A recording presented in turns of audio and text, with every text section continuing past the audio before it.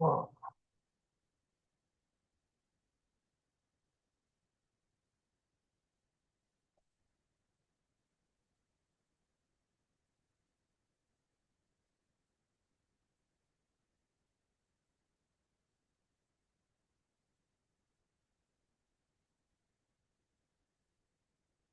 Catherine, who is our court reporter today?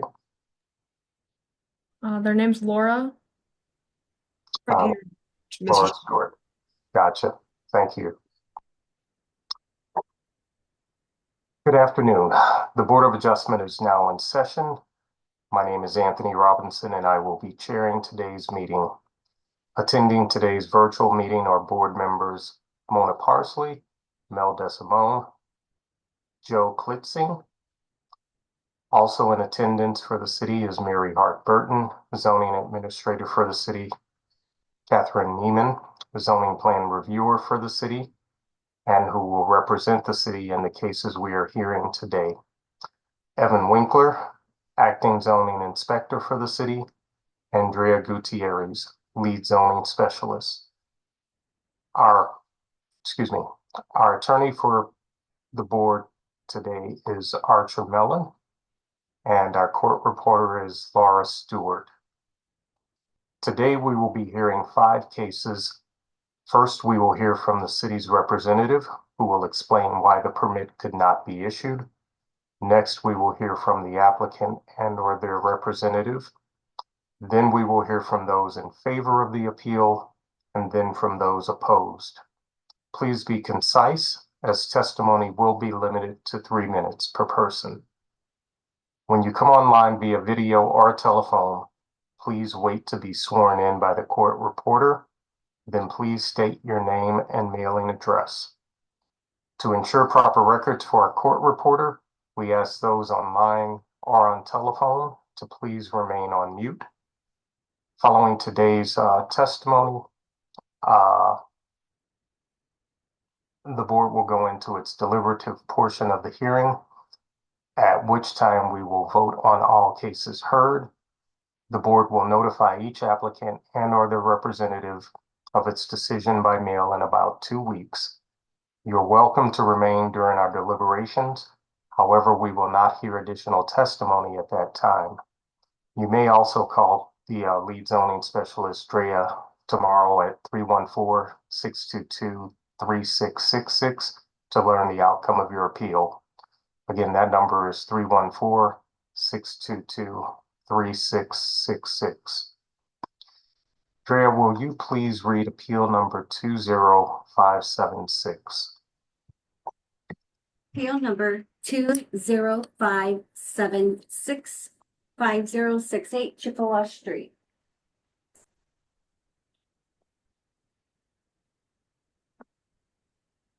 And Laura, whenever you're ready to be sworn in. Okay. Sorry, if it looks like I'm not looking at you, it's because I have a second monitor. That's okay. Okay, please raise your right hand. If I can, there we go. Mm-hmm. Do you swear or affirm that the testimony you give today will be the truth, the whole truth, and nothing but the truth? I do. Thank you. Good afternoon, board members. My name's Catherine Neiman, zoning plan examiner for the city of St. Louis, representing the building commissioner. And I'm here today to present evidence of an appeal to be the second auto repair business, no auto sales, no body work, no detailing, and no painting at 5068 Chippewa Street. I'd like to present as evidence for this case photos, aerials of the said property, plans for the project, and a certified copy of the City of St. Louis zoning ordinance. The basis of denial of Southside Wheels concerning the buildings commissioner's refusal to issue an occupancy permit authorizing the petitioner to operate an automobile repair, no bodywork, no painting at 5068 Chippewa Street and city block number 6038 is as follows. The present zoning for this address is F, Neighborhood Commercial District. The intent of the Applicable zoning provisions are to conserve the values of the property throughout the city of St. Louis and protect the character and stability of residential, business, and industrial areas, and to regulate and restrict the location and use of buildings, structures, and land for trade, industry, residence, and other uses, and to regulate and restrict the intensity of such uses. The applicable zoning code provisions are as follows. Per section 26.40.020S, use regulations and conditional use summary, section 26.40.020 and/or 26.40.025, the use regulations and conditional uses of the F Neighborhood Commercial District do not allow this appellant's proposal as stated above. Evidence of lawful nonconformity has not been presented. So in summary, the applicant is applying to be the second auto repair business at this address in the F district. Auto repair shops are not a use by right in the F district, therefore a use variance from the Board of Adjustment is needed prior to zoning approval. Also note, the first auto-related business at this address received a use variance from the Board of Adjustment in 2021 per Board of Adjustment number or appeal number 20349. I will now read a letter from our Planning and Urban Design Agency. Planning staff has reviewed appeal number 11937 against the 2005 Strategic Land Use Plan, which is the land use element of the comprehensive plan. Against the 2005 Strategic Land Use Plan, the site is located within a neighborhood preservation. The granting of the variance is in keeping with the neighborhood preservation's area intent to promote corner commercial uses physically integrated with and primarily serving the immediate neighborhood. Against the 2005 Strategic Land Use Plan, the site is located within a lower intensity neighborhood. The granting of the variance would be in keeping with this designation's intent of supporting many types of commercial activities and uses, including automobile-related commercial activities, if they are appropriately integrated into their surrounding context and designed to support a human-oriented pedestrian environment. Therefore, planning staff finds the request of appeal number 20576 is in keeping to the city's comprehensive plan. Do any of the board members have any questions?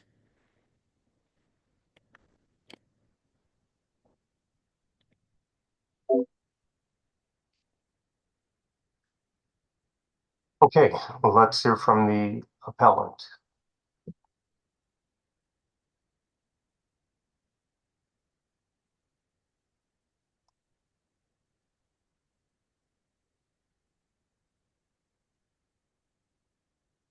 Mr. Gardy, if you can unmute. Yes. You hear me? Yes, Mr. Gardy. Let's get you sworn in. Yeah, actually, my name's Ali Gardi. Mr. Gardy, give us just a second. You need to be sworn in first. Yes. What do you want? What should I do? Sorry, actually, yeah. We're waiting for the court reporter here. I'm here. Mr. Gardy, could you please raise your right hand? Yeah. Do you swear or affirm that the testimony you give today will be the truth, the whole truth, and nothing but the truth? I do. Thank you. Okay, now state your name and mailing address for the record.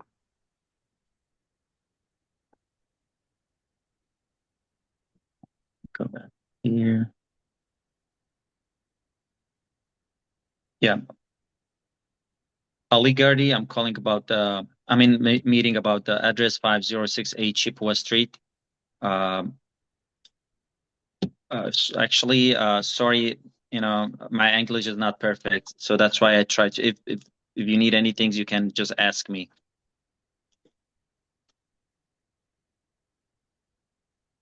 Okay. Is that a good mailing address for him? I'm sorry. Is that a good mailing address for him? The mailing address you gave, Mr. Gardy, is that a good mailing address? Yes, it's 5068 Chippewa Street. Yes. Okay. any board members have any questions for Mr. Gardy? I do. Mr. Gardy, Yes. it indicated on your application that you were going to store all the cars inside. You're storing cars inside and a current operating business is storing cars inside. Explain to me how that is going to work, please, sir. Yeah, actually, because this is my second location, for right now, because I'm applying for the occupancy permit from like a what they call from January, and I'm still waiting, and nobody tell me what should I do or what what location I I want to can park. know where you're going to store the cars because the application says you're storing them inside. How's that going to work? Yeah, so I'm only, I'm not gonna parking car outside, only inside. That's all I do. How much room do you have as a tenant to put cars inside? Because there's another business storing cars inside. Actually, I have only maybe 6 cars parked in the building, and from the backyard, I have a 10 cars space parking car on the back lot. Where is the other owner parking his cars if you're taking all the spaces in the back and 6 inside? It's no other owner. That's I'm the only one renting this place. I don't know. It's no any other business. It's from this address. This only me. So the other tenant has moved out because the application says it's a second business. Okay, but they talking about me. So the first my first location, it's in a different place, not here. So it's in Manchester and Sublet. I have a car lot in Manchester and Sublet. So this location, I'm only doing a service for my cars and stuff like that. So I'm the only owner from this location, not others. No one else is using this location for any other business whatsoever. No. And you can give us a letter from the landlord telling us that. Yes, I have a. No question. Okay. I don't care about what you have. Okay. I want to make sure, because we're going to put a condition if we decide that you will provide us a letter that you are the only business operating out of this location. Yes, I can do that. Okay, so you're now telling me, because you're changing the application, because the application said you were only storing cars inside. Now that changes. Now you're yes, that's what you wrote down. Now you're saying that you're going to store cars in the back. Yes, because I have a lot from the back too. Yeah. And is that paved and striped in the back? What does that mean? I mean, like you have little parking spots that are paved. Yes. And they're striped. So yes. You know where the cars go. Yeah. Okay, so there's 10 spots back there. Yeah. Okay. And in the front, that's all going to be for customer parking? Yes, ma'am. And you will have no more than 10 cars overnight outside? Yes, should be less, but yeah, I said it's no more 10. Than. Yeah. Okay, I'm just asking questions. Okay. So all signage needs permits. I'm just making a statement. You understand that, correct? Yes. Now, also, we have a list of conditions that we typically put on to businesses like yours. Can you help us out with those, Catherine? Now, Catherine is going to read these conditions for you, sir. If any of these sound like they're going to be problematic for you to operate your business, we need to talk about those, okay? Okay. All right. So when we're going to mail you a letter, if we approve this, and it's going to be, those conditions are going to be listed, all right? Okay. And that'll be tied to your occupancy permit. Okay. All right, so take it away, Catherine. Okay. The standard conditions that can be placed on an auto repair business there's 11, and I'm going to read them all. so please listen. Number one, petitioner must obtain the proper permits from the City of St. Louis Building Division for any proposed signage. Number two, petitioner shall properly dispose of all hazardous materials. Number three, there shall be no vending, ATM machines, payphones on the exterior of the premise at any given time. Number four, there shall be no outside storage on the premise at any given time. 5, there shall be no overnight outside storage on the premise at any given time. If a vehicle must remain overnight for any reason, it must be stored inside of the garage. 5A states, if outside storage is needed, overnight outside storage shall be limited to blank amount of vehicles at any time. Number 6, there shall be no body work or spray painting on the premise at any given time. Number 7, hours of operation, and then you would list your hours, and that is what the hours will be limited to. Number 8, there shall be no cord or rope type LED lighting surrounding or framing the windows. 9, the stringing of lights, flags, or streamers on the premises is prohibited. 10, exterior amplified intercom systems or phone ringing systems are prohibited. And lastly, number 11, the premise shall not be issued a public nuisance notice per ordinance 68535 or its successor ordinances.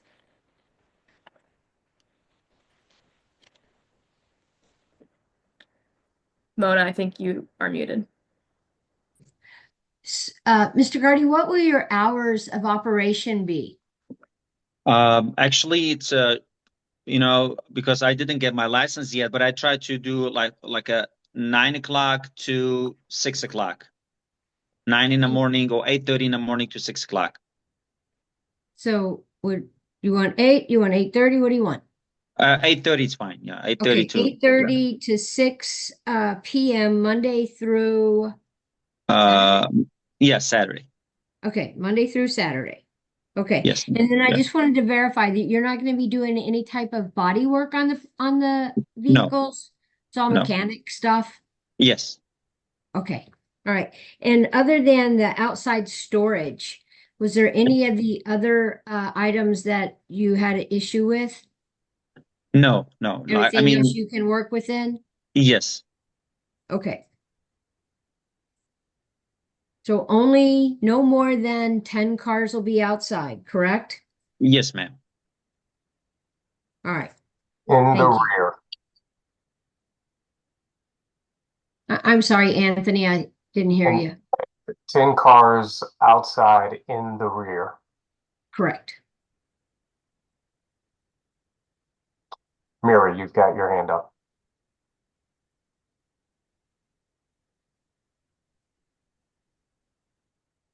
You talk to me, sir?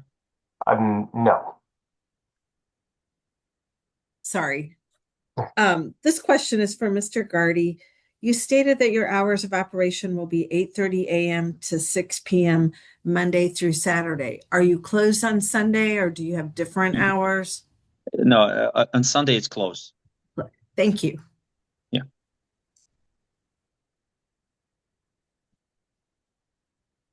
Okay, any other board members have any questions?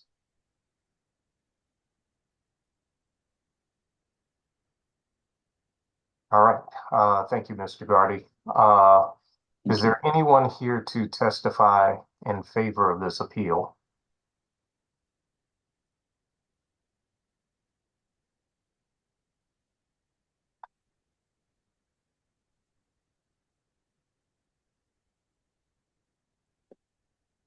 Is there anyone here to testify in opposition of this appeal?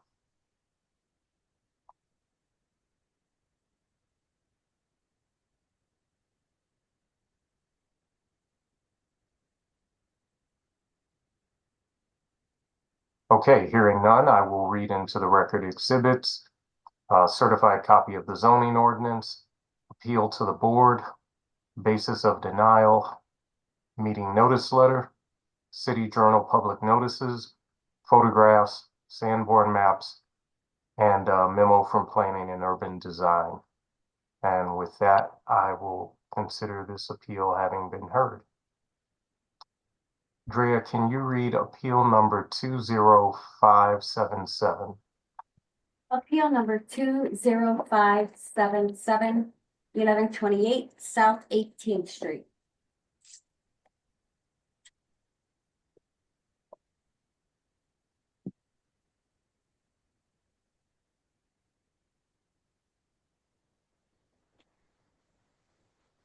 I'm ready to be sworn in again, Laura. I'll be presenting for all of them. Okay, understood. Do you swear or affirm that the testimony you give will be the truth, the whole truth, and nothing but the truth? I do. Thank you. All right, again, everyone, my name's Catherine, zoning planning examiner for the city of St. Louis, representing the building commissioner, and I'm here today to present evidence of an appeal to operate a beauty salon with retail sales, no nail service at 1128 South 18th Street. I'd like to present as evidence for this case photos and aerials of the said property, plans for the project, and a certified copy of the city of St. Louis zoning ordinance. The basis of denial of J3 Studio concerning the building commissioner's refusal to issue an occupancy permit authorizing the petitioner to operate a beauty salon at 1128 South 18th Street in city block number 482.09 is as follows. The present zoning is the B two-family dwelling district, and the intent of if that zoning provision is to conserve the values of the property throughout the city of St. Louis, protect the character and stability of residential businesses and industrial areas, and to regulate and restrict the location and use of buildings, structures, and land for trade, industry, residence, and other uses, and to regulate and restrict the intensity of such uses. The applicable zoning code provisions are as follows. Per section 26.16.010, the use is prohibited. No structure or land shall be used for a use other than those permitted in the district in which such premises are located, unless such use is permitted by other provisions of the zoning code. Per section 26.24.020S, use regulations and conditional use summary. Section 26.24.020 and/or 26.24.025, use regulations and conditional uses in the B two-family dwelling district do not allow this appellant's proposal as stated above. Evidence of lawful nonconformity has not been presented. So, in summary, the petitioner is applying for a beauty salon at this address in the B district. The applicant was eligible for a transfer of a previous variance, appeal number 20467, but has decided they did not want to work within those parameters, so a new use variance from the Board of Adjustment will be required prior to zoning approval. And then the Planning and Urban Design Agency reviewed this appeal against the 2005 Strategic Land Use Plan. The site is located within a neighborhood preservation area. The granting of a variance is in keeping with that area's intent to promote corner commercial uses physically integrated with and primarily serving the immediate neighborhood. And then against the 2025 Strategic Land Use Plan, the site is located within a medium intensity neighborhood within the 2005 Strategic Land Use Plan. So the granting of the variance would be also in keeping with the designation's intent of supporting a mix of uses, including some types of commercial activities at the ends of the blocks. So therefore, planning staff finds the request of appeal number 20557 is in keeping to the city's comprehensive plan. Do any of the board members have any questions for me?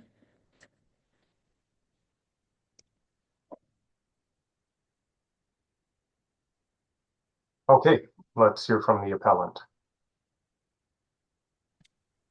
Hello. Good afternoon, Ms. Saba. Hi. Let's get you sworn in. Okay. Please raise your right hand. Do you swear or affirm that the testimony you give will be the truth, the whole truth, and nothing but the truth? I do. Thank you. Okay, state your name and mailing address for the record. Judith Southard, and mailing address for J3 Studio is 1128 South 18th Street, St. Louis, Missouri 63104.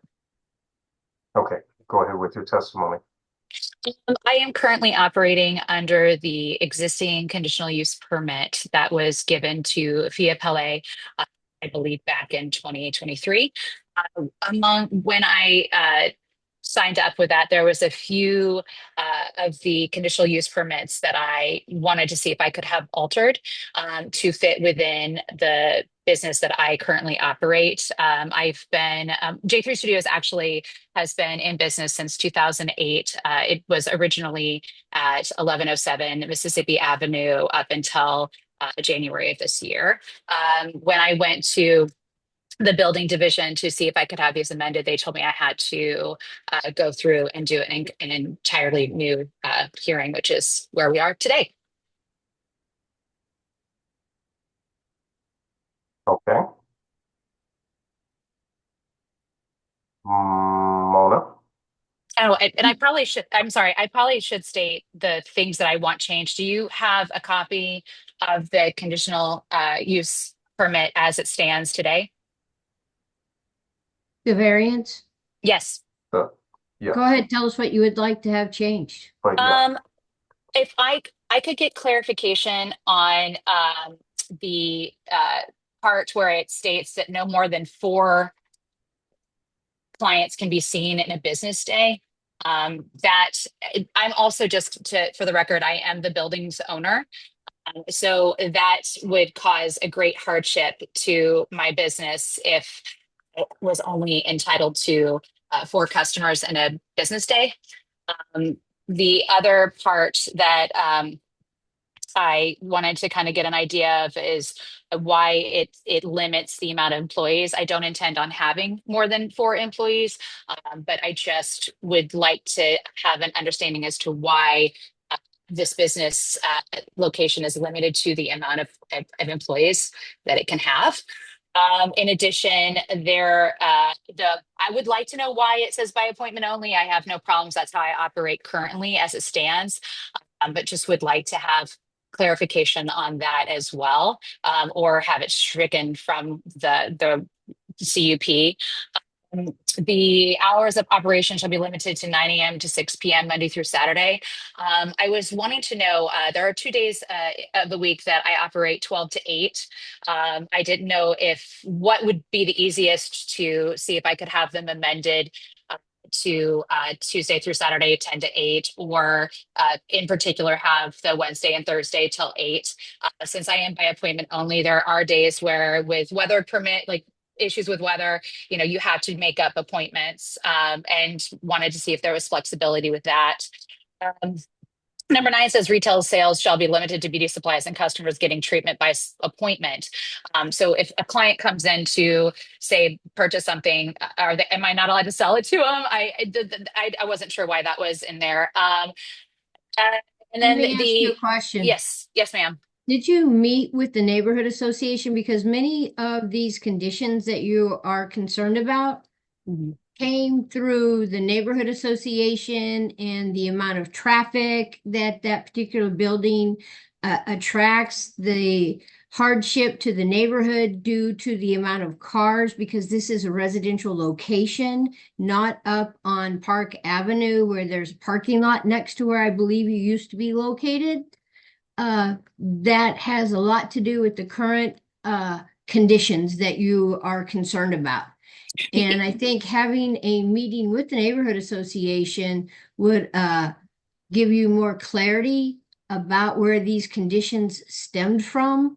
And we were probably going to turn you right back around to them for you to have a meeting with them about these conditions, if you haven't yet met with them. Have you? Yes, I've met with the board, and I've received a letter of approval from the board of the neighborhood association. Do we have that in our records, Catherine? Maybe I just missed it. I did send it to Andrea last week.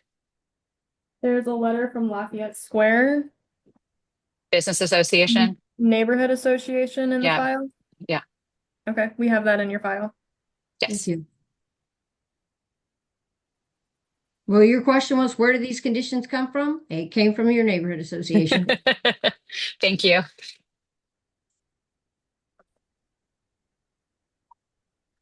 Any other board members have any questions?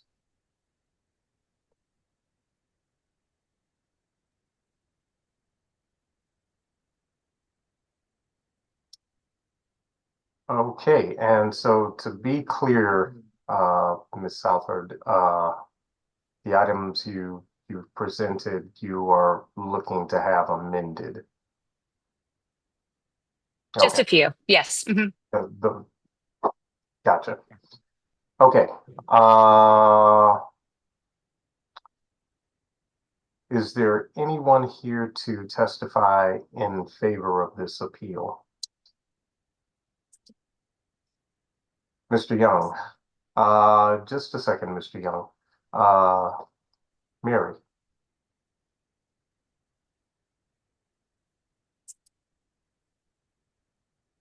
Ms. Burton.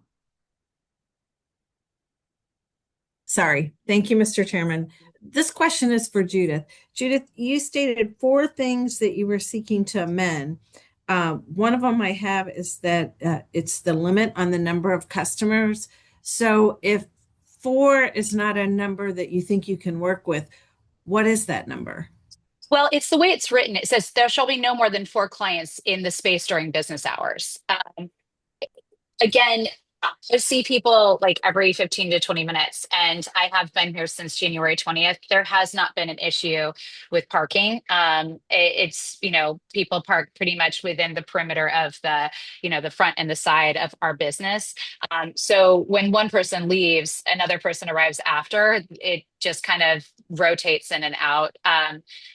So then is it fair to say that the answer to my question is that you don't want a limit on the number? No, I mean, I'm okay with it saying no more than 4 clients in the space at a time, but during business hours then would cause a massive financial, I wouldn't be able to pay the mortgage on the space. Yeah, Okay. that was sort of my understanding. Yeah, it's just the way it's written. And again, being the building's owner, I just want to make sure that moving forward, I am, crossing every T and dotting every I. So that's the only reason why I have questions on that. Okay. And so then what about the number of employees? You need more than 4 employees? No, I'm just saying I wanted to know why exactly that was written that way, why there's an employee cap. I didn't know if there was, and again, it sounds like Mona told me that if I maybe found out through the, neighborhood association, some of the people that I've spoken to on the board are just as confused as I am. So I don't know where that stems from or where that came from, based on the previous. We have we are capable of having potentially 4 treatment rooms in this space. And in addition, if I had 4 treatment rooms going at any given time, there would be a receptionist, and that would put us at 5. So that's the only reason why I'm asking these questions, is just, again, to cross the T's and dot the I's. Okay. So I'm crossing my T's and dotting my I's also. Yes, And I appreciate it. And these were the issues that you brought up. So I'm just trying to determine what are the issues the board should consider. So it sounds to me like you would prefer not to have a limit on the number of customers. You would prefer not to have a limit on the number of employees. What are your hours then that you would prefer to have? If I could have them changed to 10 to 8, I can operate well within those hours. So 10 a.m. to 8 p.m., 7 days a week? No, Tuesday through Saturday. Just Tuesday through Saturday. Mhm. Okay. And then, so it sounds like you have, do you have walk-in customers, or would it always be? No, we don't have, it always is by appointment only, but with the retail sales shall be limited to beauty supplies for customers getting treatment at the salon by appointment. That, I don't know why that flagged to me, that I was like, but I have clients that might pop in, or for example, the brand that we sell for skincare does show us as a registered, licensed retailer. And if somebody is coming in, say from Lafayette Square, we're right next to downtown, someone sees that we have these products, they might come in to purchase them. it's very rare that this happens. And I'm not saying that it's going to cause a neighbor to be upset, but my concern is that I want to fall within the rules of this conditional use permit.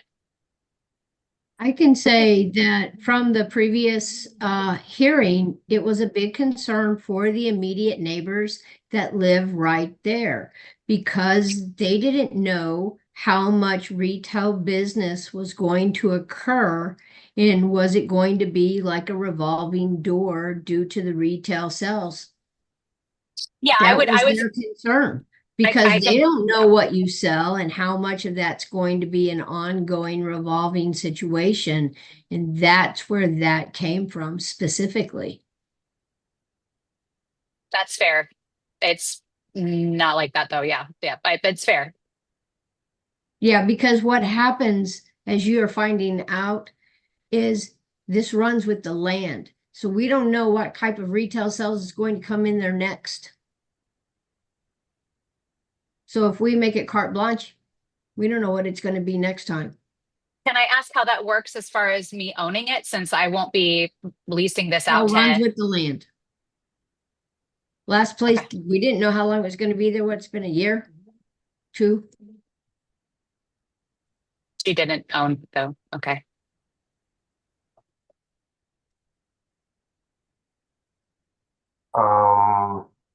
Okay. Let's get back to Mr. Young. You're here to testify in favor of this appeal. Just want to get you sworn in. Okay. Thank you for raising your right hand. Do you swear or affirm that the testimony you're about to give will be the truth, the whole truth, and nothing but the truth? I do. Thank you. Okay, if you could state your name and mail-in address for the record. My name is Butch Young. My mailing address is 1200 McKay Place, M-A-C-K-A-Y, McKay Place. Go ahead with your testimony. Thank you for hearing me out. I am the Vice President of the Lafayette Square Neighborhood Association, and I have talked with all of the members of the Lafayette Neighbors Association board, and we do agree that Ms. Southard's business is good for Lafayette Square, and a lot of the issues addressed previously concerning parking have turned out to be non-issues. I myself walk my dog around her block and at all hours of the day. There is plenty of parking in that regard, and I've also talked to several neighbors, and they are happy to have more businesses in the square. Also, the odd questions that Ms. Southern was dealing with, those were from an older board, the Neighborhood Association board. We now are operating under, as members cycle through the board, we all together agree that the changes, the amendments she wants to the conditional use proposal and her license to operate are fairly reasonable, and we support her business in this neighborhood. Thank you. Thank you. Mona. Mr. Young, do you want any stipulations on the retail sales? You just want her to be able to sell all the time whenever she's there, correct? I just want to be clear about that.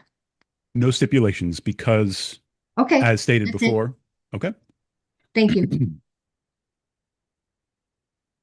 Any other board members have any questions?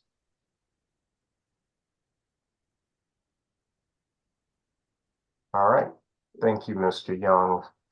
Is there anyone else here to testify in favor of this appeal?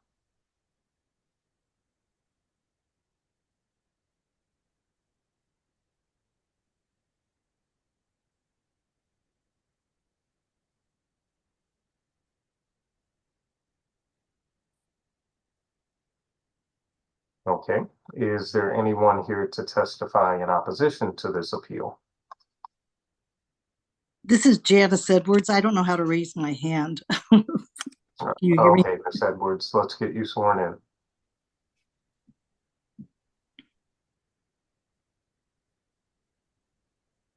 Sorry about that. Ms. Edwards, could you please raise your right hand? Do you swear or affirm that the testimony you're about to give is the truth, the whole truth, and nothing but the truth? I do. Thank you. Okay, state your name and mailing address for the record. I'm Janice Edwards. I'm at 1801 Hickory Street, and I live just across from the J3 Salon. Okay, go ahead with your testimony. Hi. Well, first of all, I want to say that we are very pleased with Judith's business in Lafayette Square. We found her to be a very conscientious business owner. And so I feel almost guilty saying I'm raising my hand in opposition, but I was involved in the previous conditional uses that are here, and I want to express a few concerns in opposition. I think all these numbers were to get to number of cars and parking, and respectfully to our neighborhood association board, which represents about 10% of the neighbors, he does not live in the near vicinity of this salon, even though he walks his dog by here. And I think it's the coming home at night, not having a place to park. And so I think the evening hours were a big concern last time. And since Judith hasn't been doing those, there's no evidence that it's working or not working. But that was a concern, to keep the working hours ending at 6 p.m. Many of the houses here don't have garages. It's a very short block. There's no off-street parking for this business at all. There are public parking lots, but her customers will park on the street. And so that's the concern is for people. The nighttime gets more busy with parking than the daytime. The same with the number of clients in the space. That was just to try to limit the number of people waiting here. We've noticed the many clients come and park in their car and don't enter the salon until their appointment time. So we've got many cars sitting idling on the street, and we don't know if that behavior could be changed. I'm not too upset about 5 people, given that she wants to go up to a receptionist. I don't think that would concern many of the people that were in the nearby neighborhood. But the retail sales, I have very strong objection to in terms of the writing of it. It just, since this will go with the building, what we all agreed to last time, including our neighborhood association board, which I think was relevant and continues to be relevant, is that this was not a retail corner where people without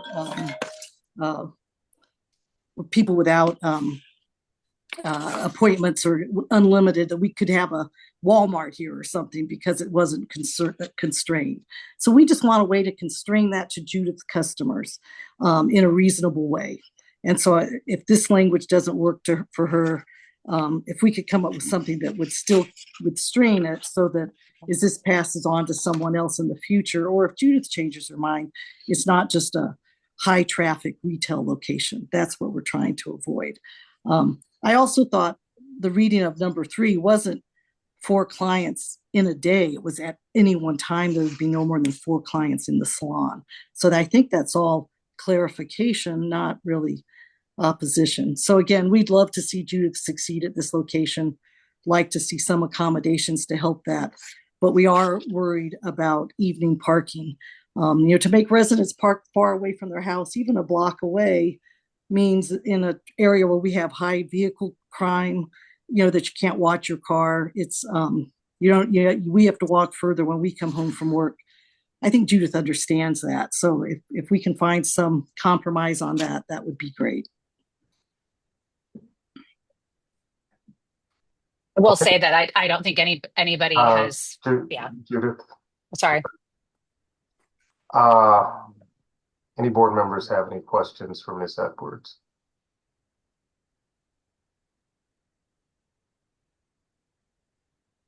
Okay, thank you. Is there anyone else to testify in opposition of this appeal? Ms. Galt, let's get you sworn in.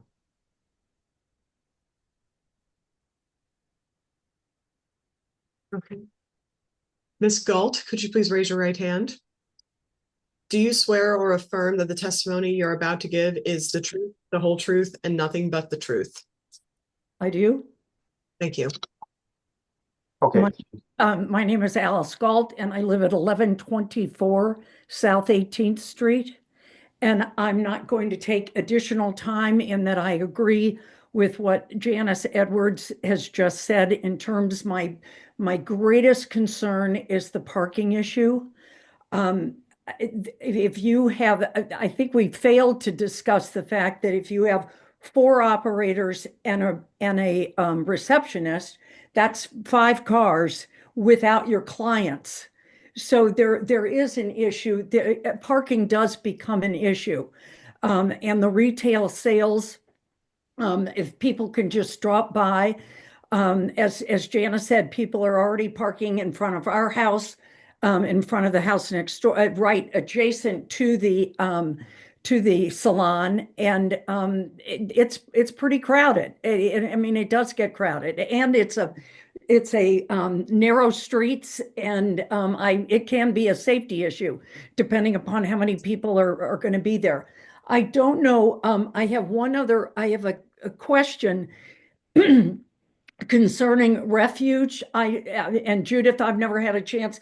I had no idea that this was going on because the board approved it, but no one ever came to the people that live close by. So all of this is kind of coming at us today. And so I haven't had a full time to process it. But I have a question about commercial waste and because I know that I do not think you can use residential dumpsters for commercial waste. And I have a question along those lines. If I could have that answered, that would be great. And agree. And Judith, you've been a great neighbor, but the biggest situation is what Mona said, that all of these variances go with the building. They don't go with the owner of the business. So everything that we outlined the last time I understand can be, changed by an individual owner. So I mean, it stays with the building. That's my concern. Miss Other, no. Yes, yes. Miss Galt, she cannot answer. Oh, okay. directly. Fair enough. That's a concern of mine, is the commercial waste. We will ask that question. Right. Sorry. Thank you. Mary. Thank you, Mr. Chairman. I can answer the question for Ms. Galt. No, Ms. Galt, commercial businesses are not allowed to use the dumpsters in the alley. Those are for residential purposes only. And typically this board addresses that in conditions and would require a business to have their own trash removal. Okay, thank you. Okay, any board members have any questions for Ms. Galt? All right. Is there anyone else here to testify in opposition of this appeal?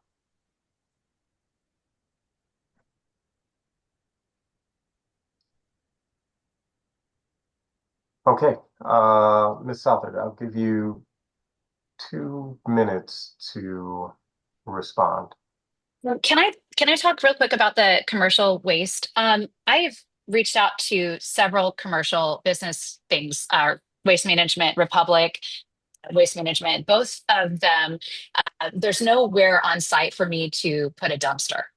And that's something that there are other businesses in the square, 1920 Park, 1916 Park, also kind of have the same issue. On average, I go through 3 bags of trash a week, less than an average household. I'm not sure. I've called the Department of Refuse. They basically were as confused as I am as to where I am supposed to put my trash. So that's something that I just keep feeling like I'm circling and trying to figure that out. As far as parking goes, I haven't seen any kind of gridlock. We operate with 2 people. So at most we've had 4 cars here. The idling in the car, I don't know if that was just because they may have beaten us here or we had the door locked for, if we were in a longer service. But we're honestly, I think, quieter than some of the people that live on the street. I own and operate, being the owner and operator, all I want to do is just make this feel like a beautiful extension of the neighborhood. That's really it. Okay, so Ms. Southard, I think one of the concerns were evening hours. Yes. And I know you mentioned I believe 2 days for sure where you'd like to be open Well, until. I'm actually, and I was told by the building division that it was okay if I operate with those. I've been operating on those days in the evening. I just, make sure that I always lock the door at the end of the night anyway for protection. But these clients were booked months in advance, and it would have provided a pretty extreme hardship for me financially to not allow that to take place. So, yeah. Okay, and so give me again your hours of operation. I work on Tuesday, 10 to 6, Wednesday and Thursday, 12 to 8, Friday, 10 to 6, and every other Saturday, which Meg works on Saturdays too, but on Saturdays, we're only open until 5. So 10 to 5. And we're closed on Sundays and Mondays. I'm usually here on Sundays and Mondays doing maintenance and stuff. Okay. All right. Thank you. Thank you. Anthony, did you get that written down? Because I didn't get it all. I'm You talk sorry. really fast. I'm sorry. 10 to 6 on Tuesday and Friday.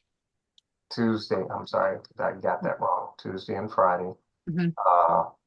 And then 12 to 8 on Wednesday and Thursday. Mhm. And then 12 to 5 on Saturday. Is that correct? It's 10 to 5 on Saturdays, but 10 sometimes to- I'm only open. Sometimes I'm open 10 to 2, sometimes I'm open 12 to 5. But Okay, again, 10 this to- is less than 40 hours a week that I'm here with clients. Sure. If that's to, helpful. Yeah. 10 to 6 on Saturday. 10 to 5. Sure. 10 to 5. 10 to 10 5. to 5. It's okay. It's confusing too. I get it. I totally get it. Okay. Mary, you've got your hand up. Thank you, Mr. Chairman. So this is just a clarification for you, Ms. Southard. I'm not sure who told you in the building division that you could operate whenever you wanted to, but right now, please let me finish. Sorry. Right now, you have hours of operation that you should be adhering to. The building division doesn't have permission to excuse that. The only entity that can change that is the Board of Adjustment, which you are before right now. And I bring that up because in the event that the board does not grant this variance, it doesn't impact your ability to still operate under the original variance, but you will have to follow those hours of operation. Thank you. Thank you.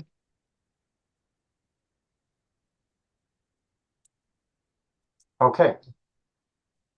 With that, Just one more thing too, with regard to the trash. You can put the dumpster in the alley.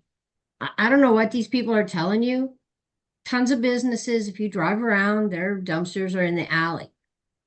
Put it in the alley.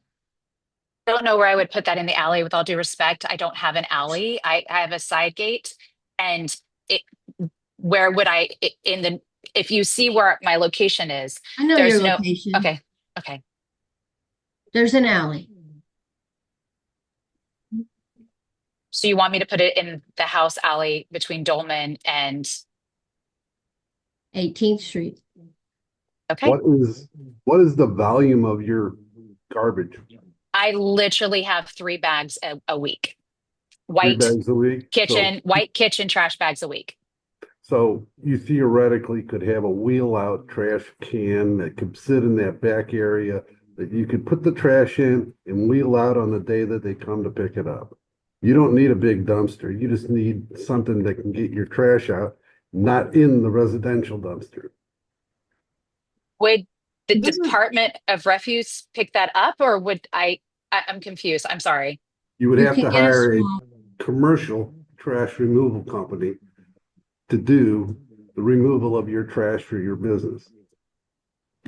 1 second, this is the court reporter. Who's speaking right now? Joe Klitzing. Okay, that's why I didn't see you as another user.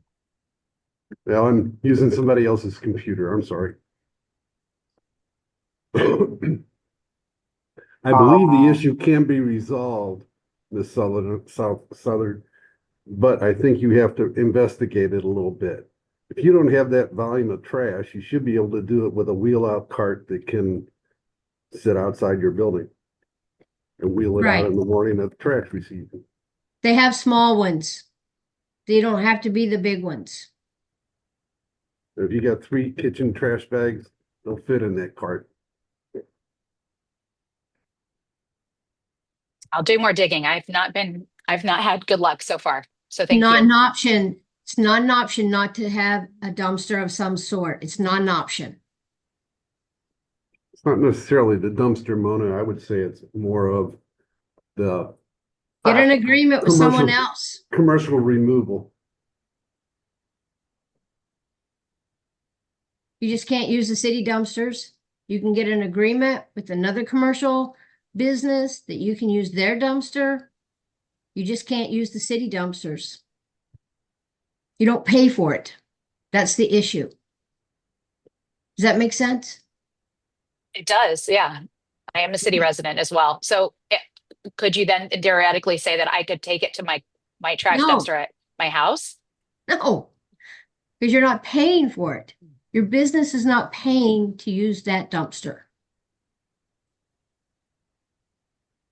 If we let every small business use the dumpster, then we're already upside down. We can barely empty the trash for the residents. We can't let every commercial business use it as well. That's why we make it a condition.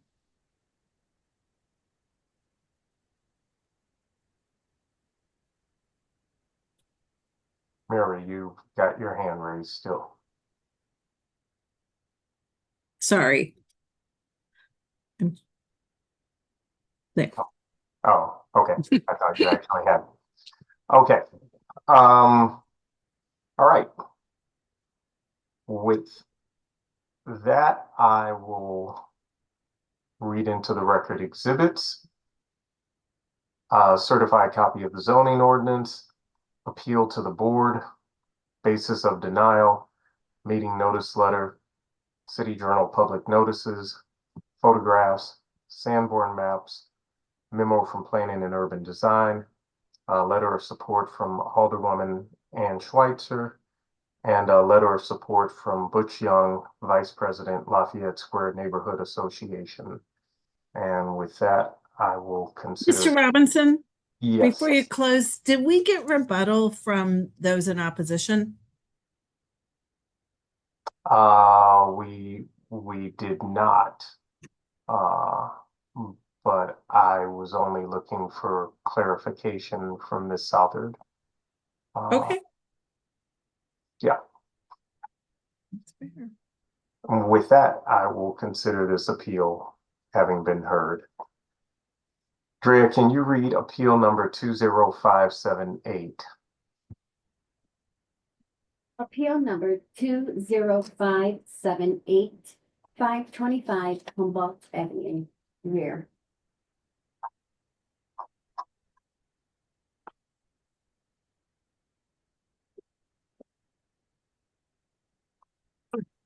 Do you swear or affirm that the testimony you're about to give will be the truth, the whole truth, and nothing but the truth? I do. Thank you. Again, good afternoon, board members. My name's Catherine Neiman, zoning plan examiner for the city of St. Louis, representing the building commissioner. And I'm here to present evidence of an appeal to operate an engine and transmission repair shop with retail sales of truck parts at 525 Humboldt Avenue, rear. I'd like to present as evidence for this case, photos and aerials of the said property, plans for the project, and a certified copy of the City of St. Louis zoning ordinance.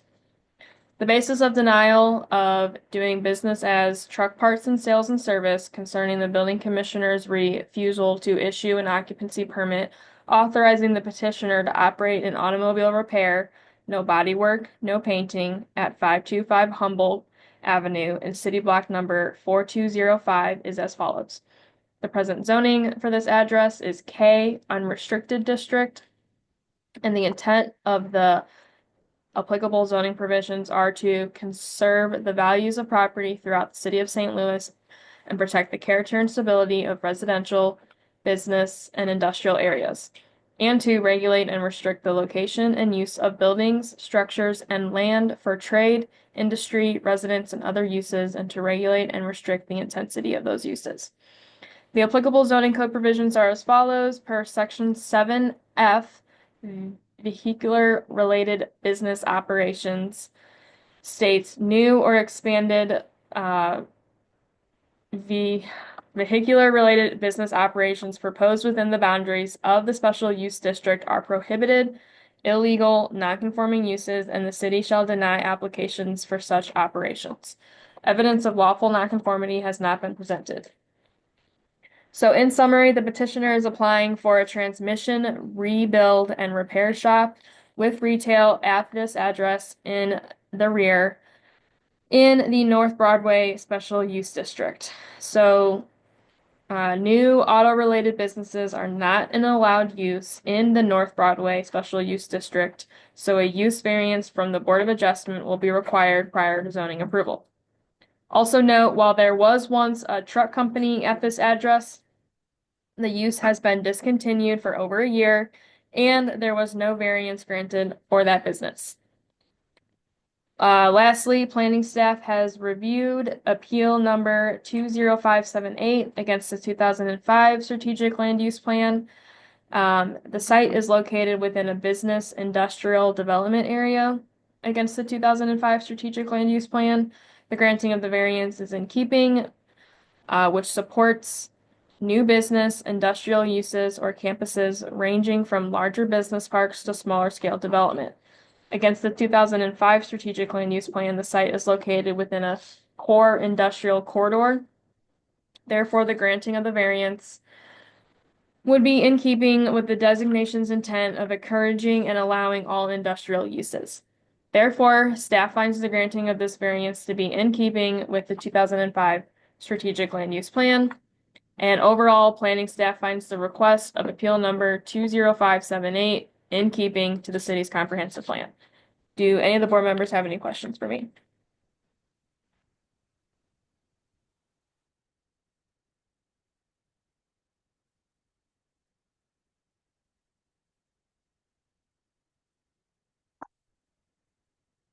Okay, let's hear from the appellant, Mr. Halilovic. Yes, sir. Hello. Let's get you sworn in. All right, please raise your right hand. Do you swear or affirm that the testimony you're about to give will be the truth, the whole truth, and nothing but the truth? Yes. Thank you. Okay, can you state your name and mailing address for the record? Yep. Ebro Halilovich, 3873 Germania Street, St. Louis, Missouri, 63116. Okay, go ahead with your testimony. Okay. Hello, my name is Ebro Halilovich, the owner of Truck Parts Sales and Service. I'm looking to obtain the occupancy permit at address 525 Humboldt Avenue. I purchased all the assets from previous company, Truck Parts and Sales Company. Company's been in business for 76 years and still striving strong. I plan to take on all the employees, even the previous owner, from that shop and move them just a couple miles down the street to this address, 525 Humboldt. I selected to do business at this address because it's loaded with trucks and trailers all around us, and large, for everywhere from small to large trucking companies, along with fellow other automotive shops such as Freightliner and Broadway Ford. I look to specialize in just rebuilding transmissions, differentials, and hopefully get into rebuilding engines.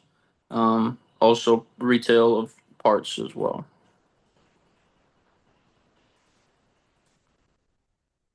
Okay. Any board members have any questions?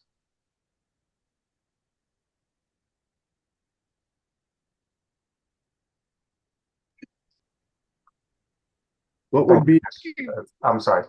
Go ahead, Joe. what would be your hours of operation? Monday through Saturday, 8 to 5. How many employees will you have, or do you have? three total. One of them would be the owner, just a few hours a week just to help out, straighten things out. And then the other two would be full-time. Okay. Do you have a parking lot? I do, yeah, it's a pretty big parking lot. Okay. You can handle the trucks and other things that you would have stored overnight? Absolutely, yeah. My business, I really wouldn't have any trucks overnight. It's just basically they would drop off their transmission or their differential. I'll take it into the shop and they would leave with their vehicle that they came with. Okay. Okay. That's all I have. Yes, sir. Mona.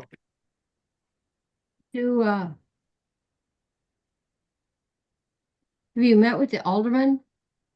I tried to get in contact with them, with her a few times. I even emailed her, and I did not get a response.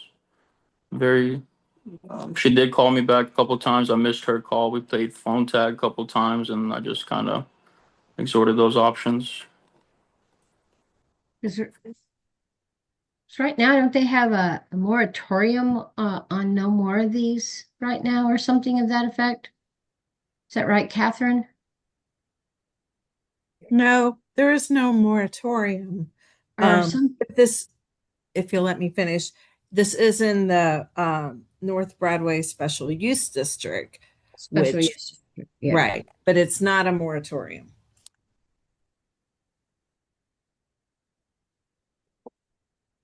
Okay, thank you. Any other board members have any questions?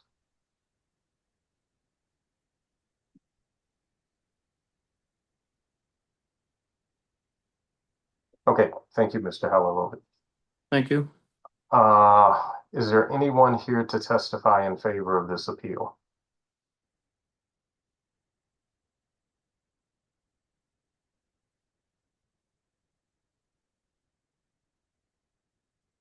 Okay, is there anyone here to testify in opposition to this appeal?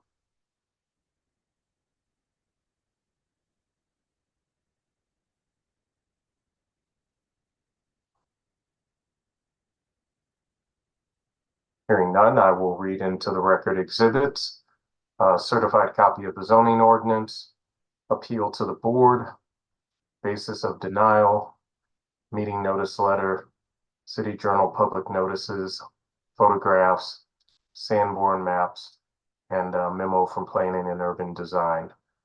And with that, I will consider this appeal having been heard. Drea, can you read appeal number 11937? Appeal number 11937, 2738 to 46 Utah Street.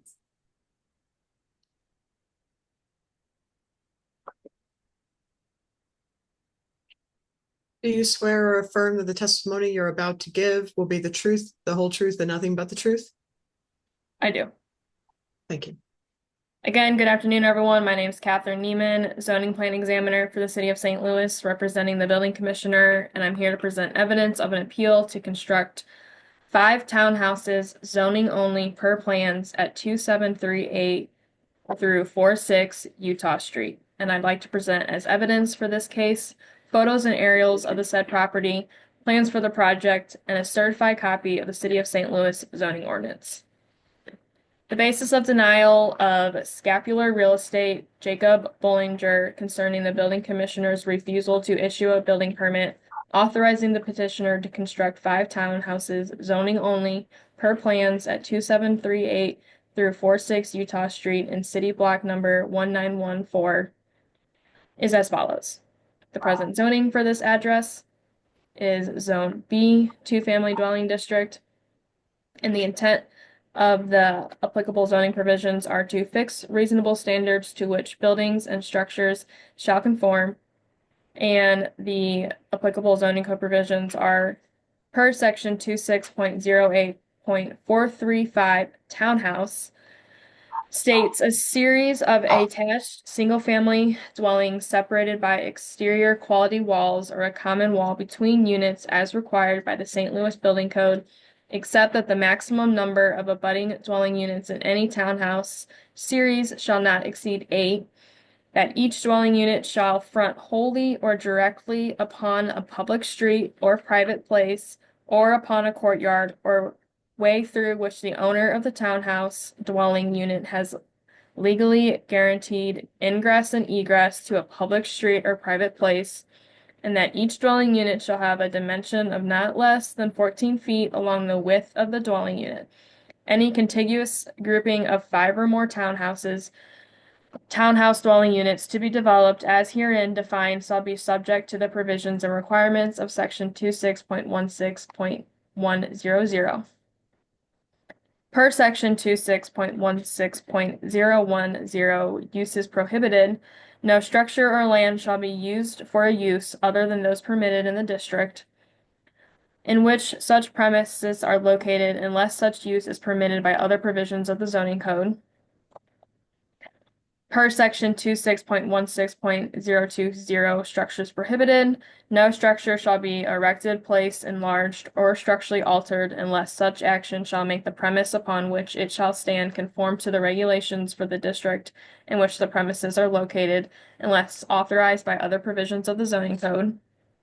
Section 26.24.020 and/or 26.24.025, use regulations and conditional uses of the B two-family dwelling district do not allow this petitioner's proposal as stated above. And lastly, section 26.24.060 through 26.20.070, side yard.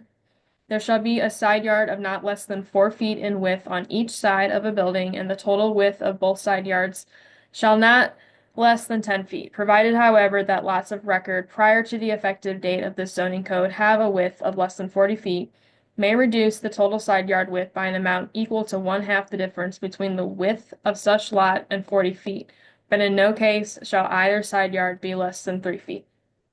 Evidence of lawful nonconformity has not been presented. So in summary, and all those code sections are stating that the applicant is applying for a zoning-only building permit to construct a series of 5 townhouses located in the B district. For background, the first floors will include a kitchen, dining room, family room, and a half bath mudroom as an open floor plan, and the second floors will include 3 bedrooms and 2 full baths. There will be 10 off-street parking spaces off the alley. In the B district, townhouses are not a use by right. Therefore, a use variance from the Board of Adjustment will be required prior to approval. In addition, the B district requires a minimum 4 feet side yard with a total combined side yard of 10 feet. The proposed combined total side yard is only 8 feet. So therefore, an area variance is required prior to approval. And also the parcels were recently consolidated per BPS number 24-0711, book and page number 0116225-0064. So it now meets the density of population requirement. In the B district, 2,500 square feet of land is required for dwellings other than a single family dwelling. 5 dwelling units would require 12,500 square feet, and the newly consolidated parcel is approximately 12,855 square feet. So again, just as a summary, 1 use variance from the Board of Adjustment is required, and 1 area variance is also required. And then lastly, the planning staff has reviewed appeal number 11937 against the 2005 Strategic Land Use Plan. The site's located within a neighborhood preservation area. The granting of the variance is in keeping with that area's intent to promote new infill. Against the 2005 Strategic Land Use Plan, the site is located within a medium intensity neighborhood. The granting of the variance would be in keeping with the designation's intent of supporting many types of housing, which ranges from single unit buildings to small and medium scale multi-unit buildings. Overall, planning staff finds the request of appeal number 11937 is in keeping with the city's comprehensive plan. Do any of the board members have any questions for me?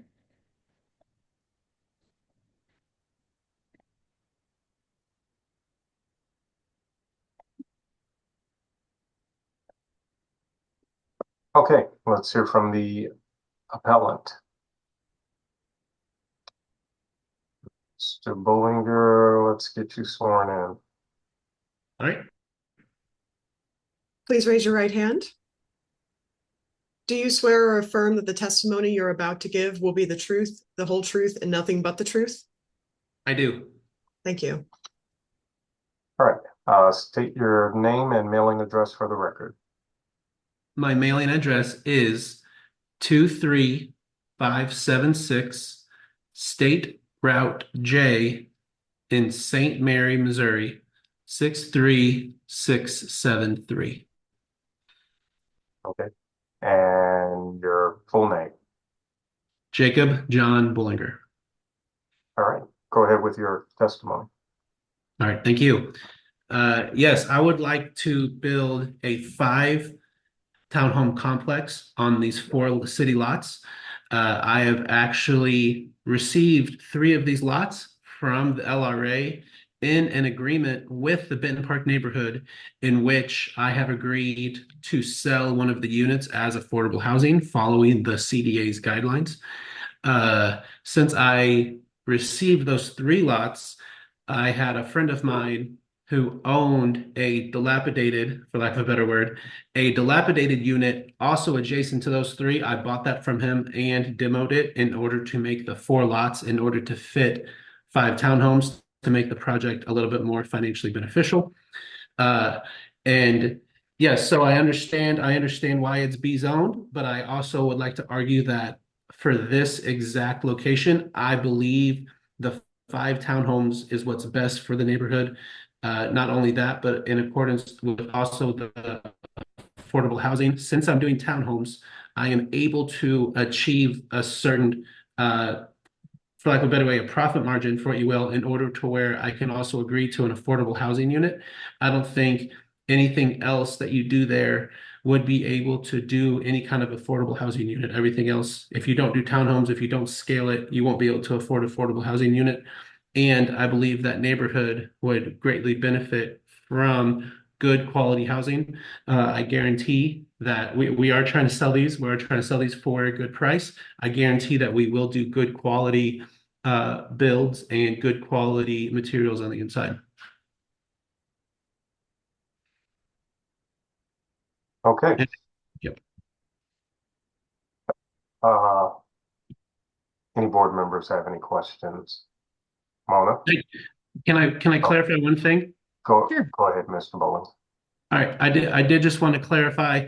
I want to be sure we're both on the same page. I know everything.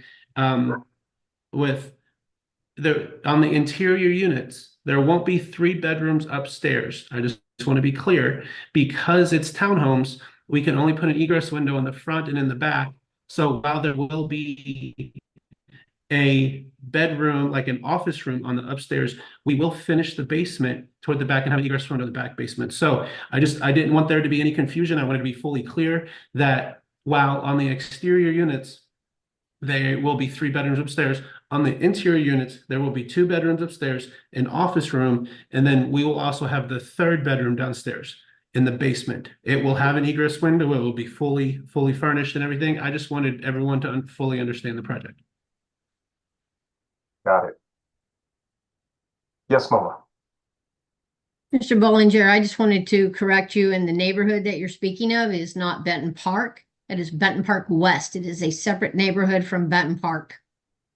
Just to be 100%. clear. 100% correct. I apologize if I misspoke. Yes, I have been involved in the Benton Park West Neighborhood Association. I'm sorry if I misspoke. My apologies. Any other board members?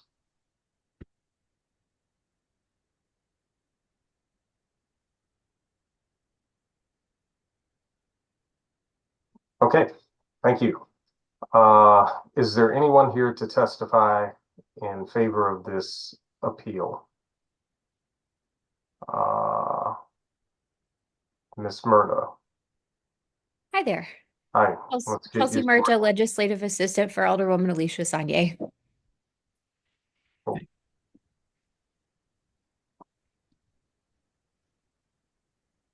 Please raise your right hand. Thank you. Do you swear or affirm that the testimony you're about to give will be the truth, the whole truth, and nothing but the truth? I do. Thank you. Thanks. All right, state your name and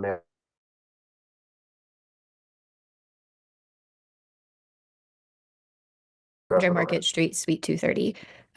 Just here to make sure that, for the record, this board has the letter of support that the Office of the 7th Ward provided to Mr. Bollinger in January of this year when he originally requested his building permit. And there's also a letter of support that the Benton Park West Vacancy Equity Collaborative has provided as well. And this is the subcommittee for the Benton Park West neighborhood that reviews development plans that are proposed in our neighborhood. On a personal note, I'm also a Benton Park West resident, and I live close by to this location, and I'm really excited to see this development come to our neighborhood. Thank you. Thank you. Any board members have any questions?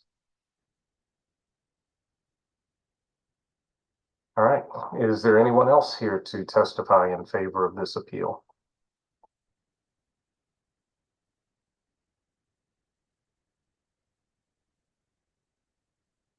Okay, is there anyone here to testify in opposition to this appeal?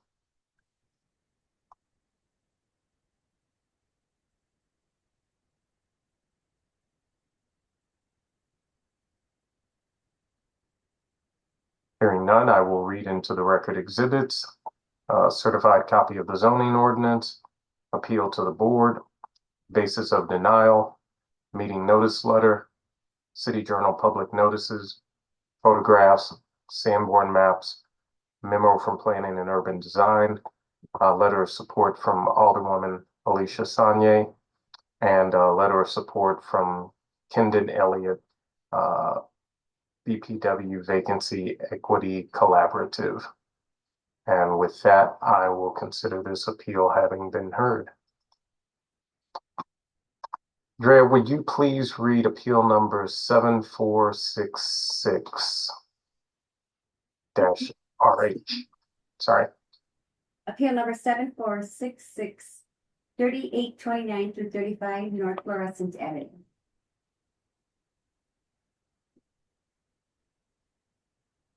Do you swear or affirm that the testimony you're about to give will be the truth, the whole truth, and nothing but the truth? I do. Thank you. Good afternoon, board members. My name is Catherine Neiman, zoning plan examiner for the City of St. Louis, representing the building commissioner. I'm here today to present evidence on grounds for revocation of a variance issued to operate a storage lot for auto parts at 3829 through 35 North Florissant Avenue. I'd like to present as evidence for this case photos and aerials of the said property, certified copy of the City of St. Louis zoning ordinance. So the Board of Adjustment appeal number 7466 for 3801 through 29 North Florissant Avenue. On April 29th, 1998, the Board of Adjustment of the City of St. Louis met according to section 26.84.040 of the zoning code to consider appeal number 7466 concerning the building commissioner's determination that to operate a storage lot of auto parts at 3829 through 35 North Florissant would violate the zoning code. Board members Thomas Kuehling, Ernest Smoot, Kathy Duckworth, Michelle Kratke, and Marjorie Melton were present for this appeal. And it was the decision of the Board of Adjustment that there exists a unnecessary hardship. That was the conclusion of Law and Order with respect to the subject's application, making it difficult to comply with the strict letter of the zoning code. The board at that time therefore granted a variance to the zoning code to permit the appellant only to operate a storage lot for auto parts at this address with the following conditions. Number 1, lot shall continue to be enclosed by a metal privacy fence, and fence shall be regularly maintained. Number 2, no items stored so as to be able to be seen above the fence. That above motion was made by Tom Kuehling and seconded by Ernest Smoot and was passed by a unanimous vote of the board. Then April 10th, 2025, this letter was sent to Ronald and Patricia Shreves Storage, care of Ronald and Patricia Shreves at 2815 North 21st Street, St. Louis, Missouri 63107. Subject, Board of Adjustment Appeal number 7466, occupancy permit number 126497-97.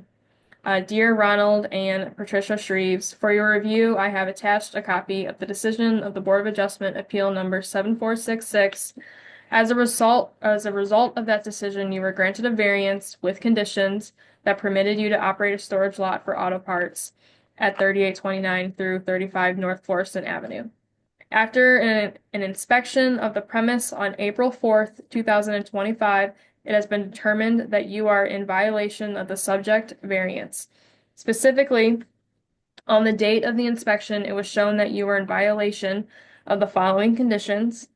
Condition number 1, lot shall be enclosed by a privacy fence. And condition number 2, no item stored above the fence. As provided for in section 26.100.030 of the 1994 Revised Code of the City of St. Louis, there will be a public hearing before the Board of Adjustment on Wednesday, May 21st, 2025 at 1:30 p.m. via online viewing or telephone to consider the revocation of the subject variance and occupancy permit. Instructions for meeting access are attached. Please be present or have someone represent you at this hearing if you're unable to attend or unable to have someone represent you. And please contact me immediately to reschedule the hearing. If you have any questions relating to this matter, I can be reached at 314-622-3666. Respectfully, Mary Hart Burton, Zoning Administrator. Also here today, I have Evan Winkler, Community Development Planner, who was the staff member that conducted an investigation this morning and is here to present his findings.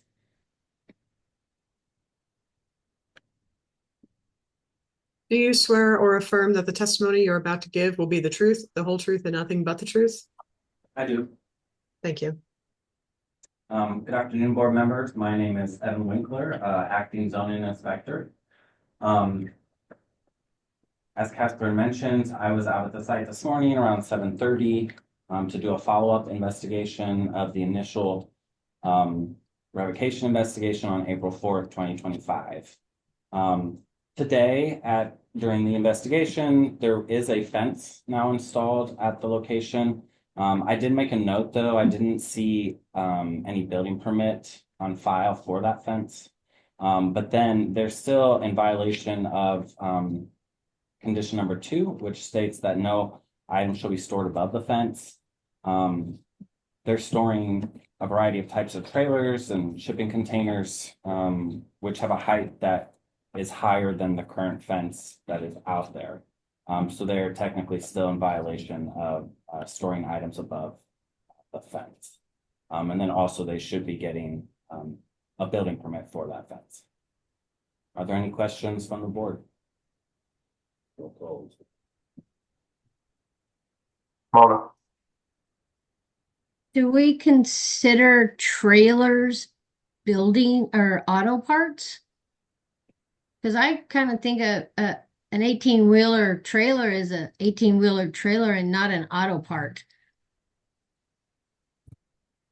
I mean, that's a good question, Mona. I mean, there's some flexibility. The proceedings are not super clear on what was determined to be auto-related at that time. Okay, and I drove by the site as well, and the fence on the Florissant side is kind of falling down. At least it was around noon today. It's leaning on the trailers.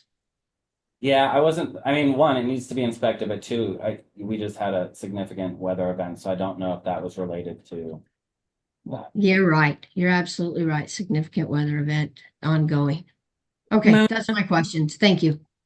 Mona, in regard to your question about the items, the way the condition is worded is it doesn't say auto parts.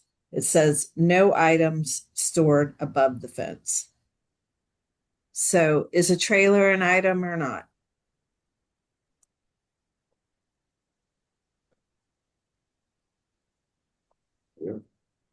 Okay. Real quick, Mr. Robinson, before we finish our side of the presentation, there Yes. was a letter that was sent to Board of Adjustment, City of St. Louis, attention to Mary Hart Burton, zoning administrator, room 400, dated May 7th, 2025. Dear Ms. Burton, please take this letter as my entry of appearance on behalf of Ronald and Patricia Shreves regarding their property at 3829 through 35 North Florissant Avenue. I represent the Shreves family and wish to be present at the public hearing on Wednesday, May 21st at 1:30 p.m. Unfortunately, I am a municipal judge and I will be at a Supreme Court required training session on May 21st and cannot attend the scheduled hearing. Please take this letter as a request for continuance to the Board of Adjustment to the next regularly scheduled date that is convenient to the board. Respectfully submitted, Charles H. Billings.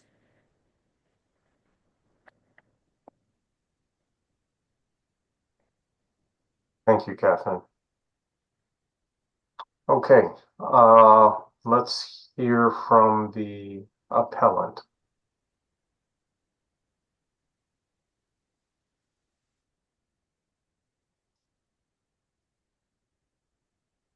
Dr. Cummings, you are muted.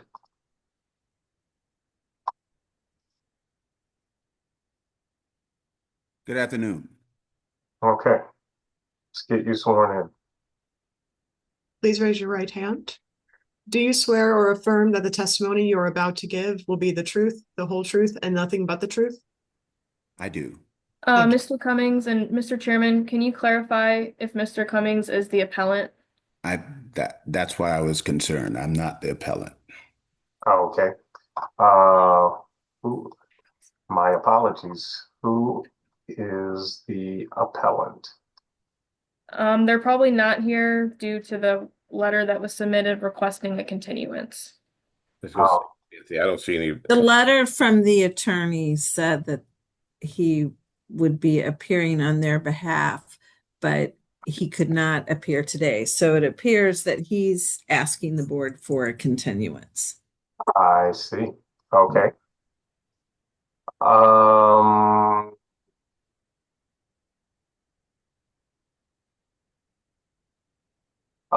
Okay. Mr. Cummings, are you here to? In opposition. You're in opposition. Yes. And so is Fatima Muhammad. Okay. Anthony, how Anthony, I think you have to start with people who would be. Well, yeah, no, I'm so actually Archer probably would be better to answer this. Given that the appellant's attorney is looking for a continuance, and Mr. Robinson, So because according to the board's own rules, if the board is going to consider a continuance, they must do it in the public hearing. And rule number 8 also states that if there is anyone opposed to the continuance, they get to testify. Okay, thank you. You're welcome.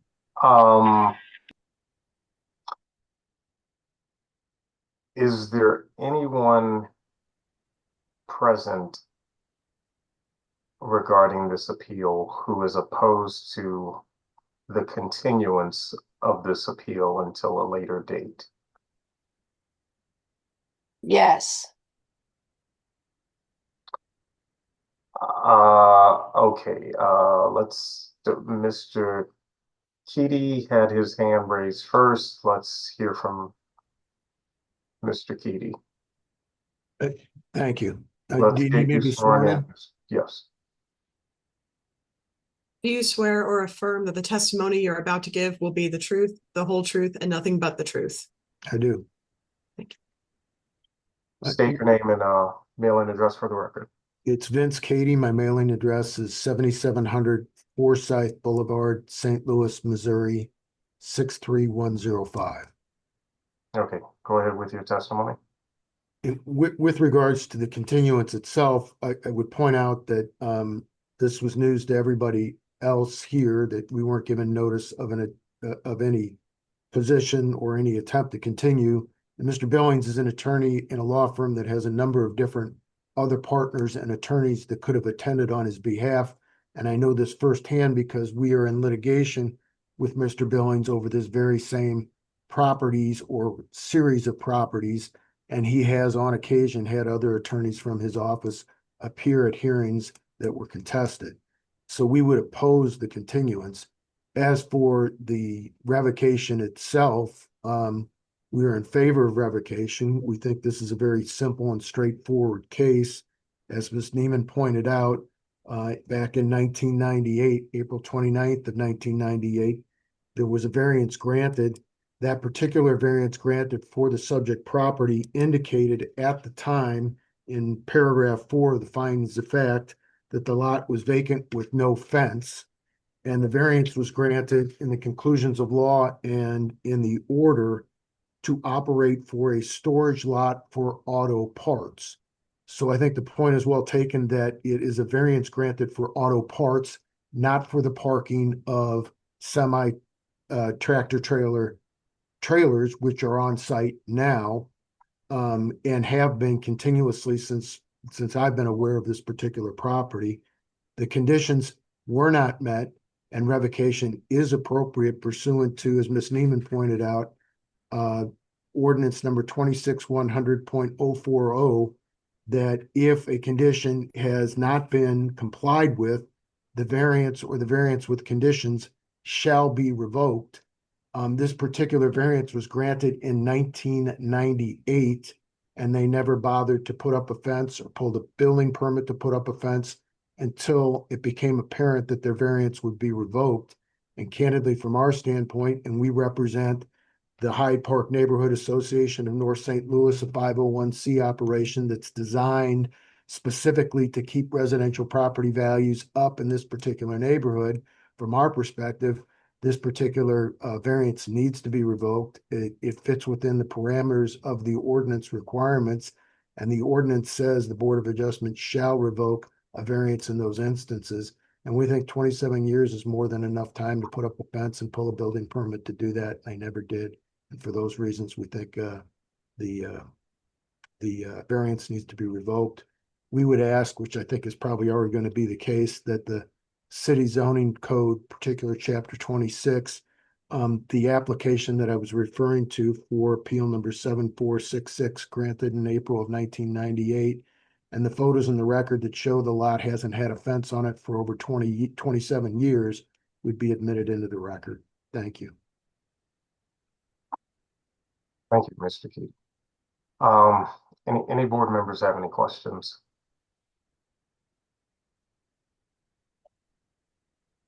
Okay, Dr. Cummings, let's get you sworn in.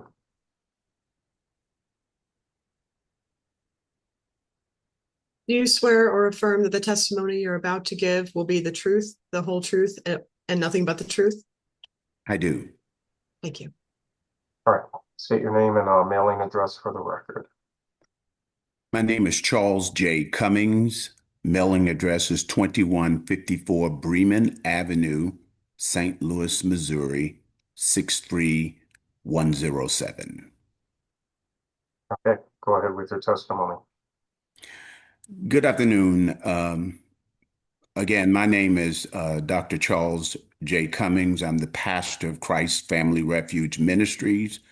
And today I speak in opposition to the occupancy permit that would allow storage, the storage lot and auto parts to operate at 3829 through 35 North Florissant Avenue. Let me begin by saying that our community deserves better. This proposed business does not represent progress or revitalization. It represents blight. It is not a benefit to our neighborhood, but a burden.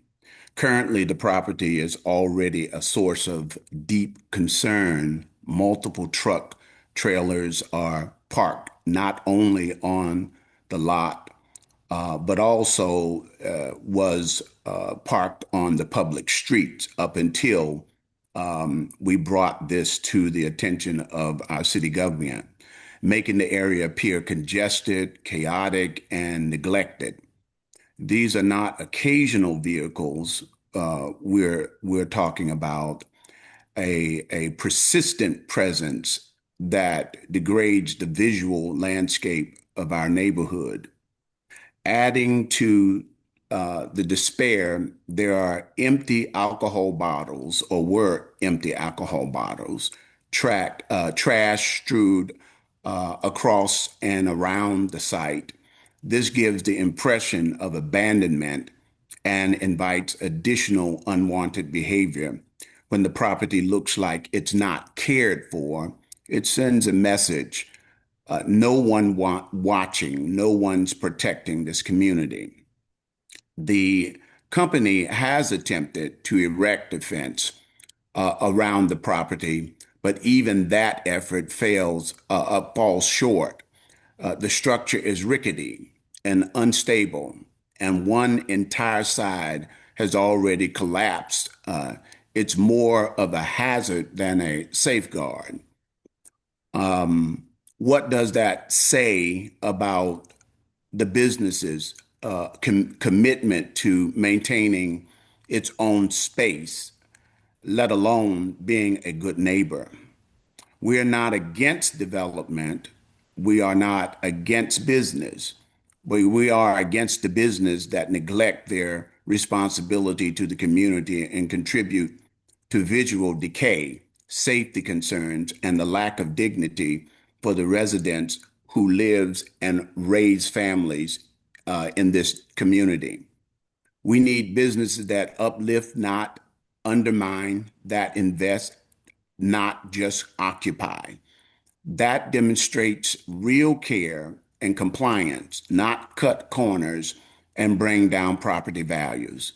This neighborhood has potential, and we are fighting every day to preserve and improve it.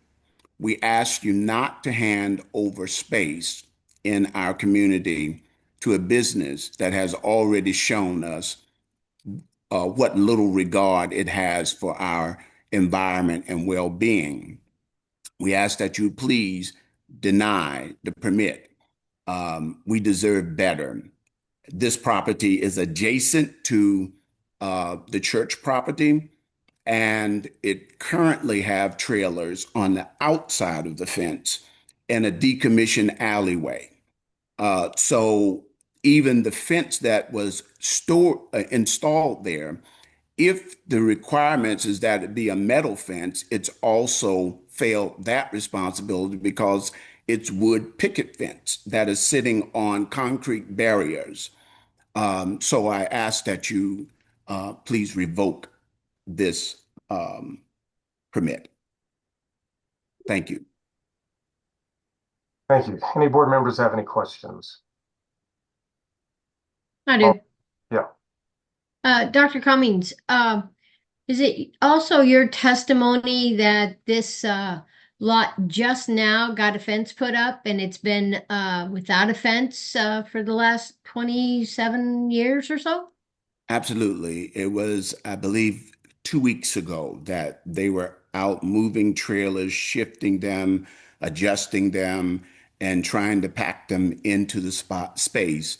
And they put concrete barriers around and put wooden fences on top of those barriers, which on the south side, which is adjacent to the church property, it's already laying down on the ground.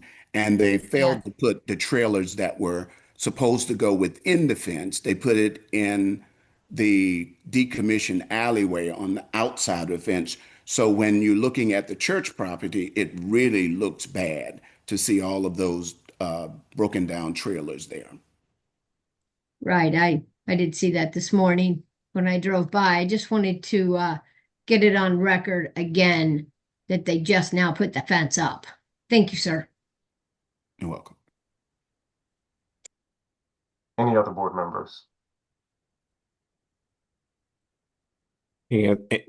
Anthony, Yes, Mel. he said decommissioned alleyway. Did the city decommission that, or how did that become, or they just start parking their things up there? Does that, may I ask, Reverend Doctor? There happened to be a sign on a post that says it's a decommissioned alley. So they just took it It over. appeared from the city. So they just took it over. Correct, to my understanding. Evan. This is Evan. No, he's not. So it's partially vacated per ordinance, and then there's a portion which, and I should have mentioned this, but yes, they have, on the part that is not vacated, they have stored trailers also, or somebody has. That's what I'm saying. So part of it was legally vacated, and part of it's just still there. Yeah, it's partially vacated, so there is partial alley there, and they have stored trailers. Okay, thank you. Thank you, Doctor. You're welcome. Okay, Ms. Mohammed, get you sworn in. Do you swear or affirm that the testimony you're about to give will be the truth, the whole truth, and nothing but the truth? I affirm. Thank you. Good afternoon. Again, my name is, I'm sorry. Yeah, you gotta state your name and mailing address. All right. My name is Fatima Mohammed. My mailing address is 3725 North 20th Street, St. Louis, Missouri, 63107. Go ahead. Did you say I could go ahead? Yes. All righty, thank you. Again, my name is Fatima Mohammed. I am a Hyde Park resident, business owner, and president of the Hyde Park Neighborhood Association. My husband, Donald, and I are longtime residents here in Hyde Park, and I'm here to express my firm opposition to the variance request submitted by Ronald and Patricia Shreves, appeal number 7466, regarding the continued use of their property at 3829 through 35 North Florissant as a storage lot for auto parts. For over 2 decades, residents of Hyde Park have raised legitimate and urgent concerns about the presence and operations of Shreve Engine Repair and Grant Steel and their affiliate entities. These businesses have repeatedly demonstrated a pattern of neglect, environmental harm, and community disregard.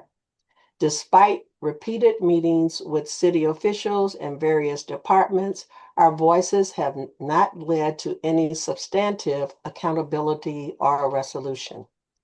My backyard and deck faces directly over these unsightly lots filled with truck containers, broken down trucks, discarded engines, auto debris, and such. The presence of oil spills and hazardous materials on the roadway on Farrar Street in particular has made it difficult, at times impossible, to pass through the city-maintained public street. This is not just a nuisance, it's an unacceptable violation of community health, safety, and dignity. My health and the health of my family has suffered. The air quality is visibly, noticeably compromised with emissions and airborne pollutants from these businesses contributing to respiratory issues and other long-term health complications. This is especially concerning in a predominantly Black and Brown community where environmental justice is already lacking. The impact on property values in the surrounding areas has been profound. While other neighborhoods enjoy rising property values and investment, we have endured economic stagnation. due to these hazardous and visually blighted sites. We have experienced direct financial hardship as a result of their operation. No homeowner should be forced to sacrifice the value of their investment or quality of life due to a business that refuses to be a responsible neighbor. These businesses do not meet the same standards expected of us as residents. We are required to maintain our homes, adhere to zoning laws, and respect our neighbors. Meanwhile, Shreve and Grant Operating have impunity, disregarding the health and well-being of our community while reaping the benefits of commercial activity in a residential zone. This ongoing situation represents a clear failure of equitable enforcement and a disregard for the dignity of our neighborhood. This is not just about one location. It is about years of environmental harm, unsafe conditions, lack of accountability, and visible decline that stems from these businesses' operations.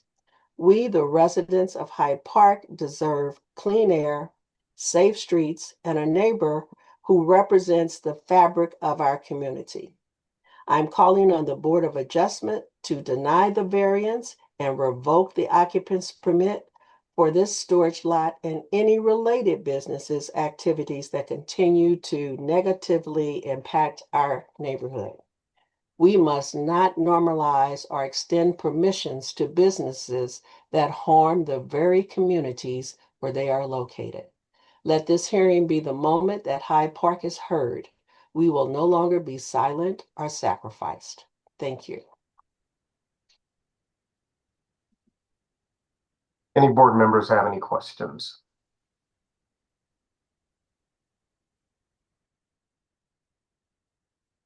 Thank you, Ms. Mohammed.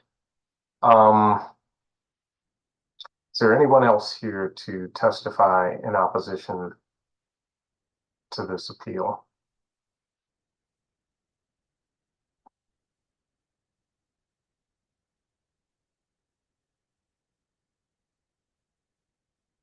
There's someone I'm going to have to help them unmute their phone.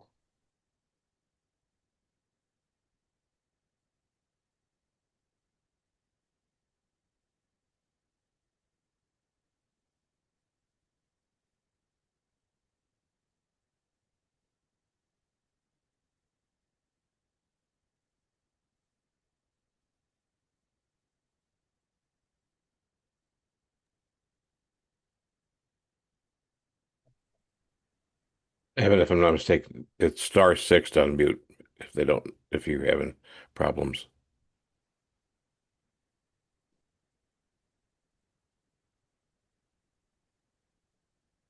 That's correct. Sorry. If you're on the phone, it is *6 to mute and unmute. Hello? Yes. My name is Yes. So, what's your name? my name is Donald Harden. My address is Okay. Hold on a second, Mr. Harden. Let's get you sworn in. Could you please raise your right hand? Do you swear or affirm that the testimony you are about to give will be the truth, the whole truth, and nothing but the truth? Yes, I do. Thank you. Thank you. Okay. State your name and mailing address for the record. My name is Donald Harden. My mailing address is 3725 North 20th Street, 63107. Okay. Go ahead with your testimony. Yes, I'm in favor of revocation for the following reasons. In assessing the total disregard of Shreve engines, I'd like to talk about an incident that occurred on Monday, May the 12th. A resident brought it to my attention that there was a petition for a public notice against Shreve that was posted at 3800 North Florissant. I personally saw the notice. It was, again, it was a public notice giving revocation of a variance, and it was placed on a pole at 3829 North Florissant for the community awareness of this hearing scheduled for today at 1:30. Soon thereafter, I recognized a person known as Robbie Shreve and several employees also noticed the same notice that was on the lightning pole. They actually took the notice down, put it in his pocket, and left the area. Later on in the day, I didn't call the police. I flagged the police officer and told him what happened. The police officer told me it was not a police matter. I need to take this matter up with the board of aldermen, a civil issue. Shreve has continued to disregard the community. They act in impunity. They act like above the law, and it's time for Shreve it's time for Shreve to be held accountable.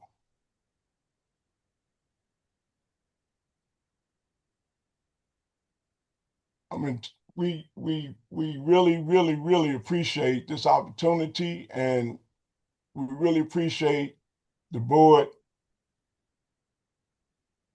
denying their revocation hearing, denying their variance, because they do not respect the community nor themselves. And it's time for them to be told that they need to go. Thank you. Any board members have any questions?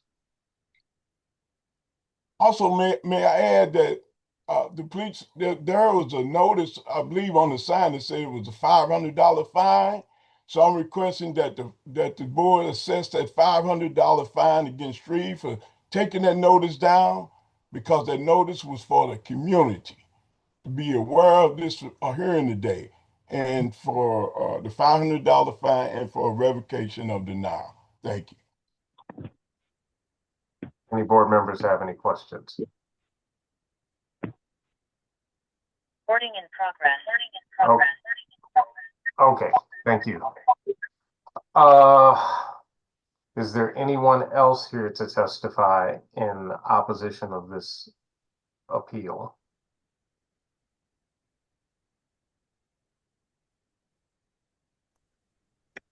We have a phone number that I think I've been trying to unmute. Yes. 314.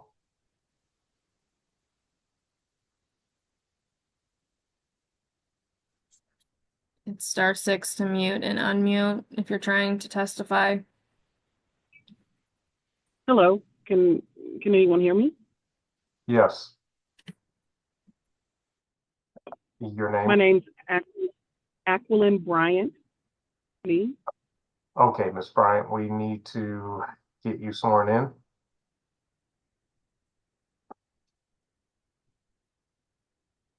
Okay, I'm ready.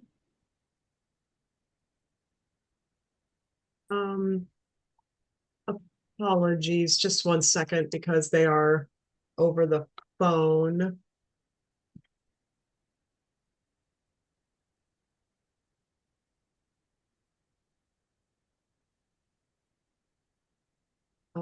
Sorry, just 1 second. There's a different oath for this.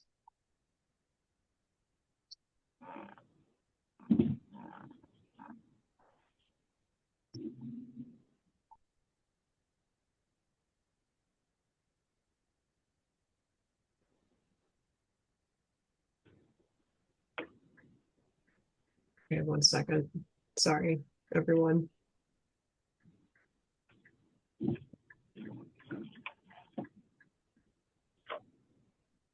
Okay.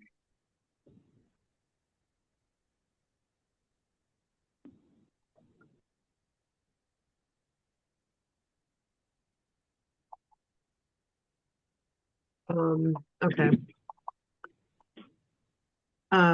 Aquilyn Bryant, is that correct? That's correct. Okay, thank you for confirming that. Do you swear or affirm that the testimony you're about to give will be the truth, the whole truth, and nothing but the truth? I do. Thank you. Okay. Can you state your name and mailing address for the record? Aquilin Bryant. I live at 3723 North 20th Street, St. Louis, Missouri, 63107. Okay, go ahead with your testimony. I actually was afraid that I wouldn't be able to. I found out about this meeting at the last moment. My neighbors are Gloria Fatima Muhammad, as well as Mr. Harden.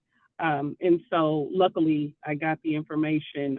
I'd actually sent an email to Ms. Neiman in the event that I wouldn't be able to speak. But I've owned my property for over 20 years. Shreve Engine currently owns a yard directly behind my home off of Farrar and 21st Street, I believe. That property is not gated. I did see the gate that was, it seems to be that it was put up at a last moment's notice to try to rectify, probably in preparation for this meeting. But there have been stolen cars, transients creating temporary housing, and then overall dismissive approach to the safety and concerns of the residents of Hyde Park by Shreve Engine. It is deplorable the conditions they currently allow. So having an additional location is adding to the neighborhood's deterioration. Allowing a junkyard to operate in a residential neighborhood poses serious safety and cleanliness risks that directly impact the well-being of local residents in Hyde Park. Junkyards attract hazardous materials, sharp debris, heavy machinery, creating potential dangers for children, which I have to restrict my 5-year-old because of what's directly behind my home, but creates potential dangers for children, pets, residents, as well as pedestrians. These sites can also become breeding grounds for pests and contribute to air and water pollution through runoff and improper waste handling. In a setting meant for families and community life, the presence of such an industrial operation undermines public health, property values, and the overall quality of life. I oppose any such development or operation by Shreve Engine.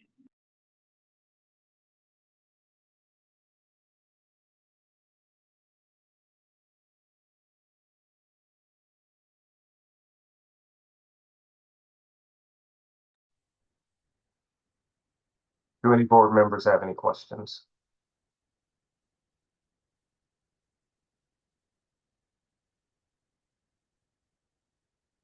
Okay, is there anyone else here to testify in opposition of this appeal?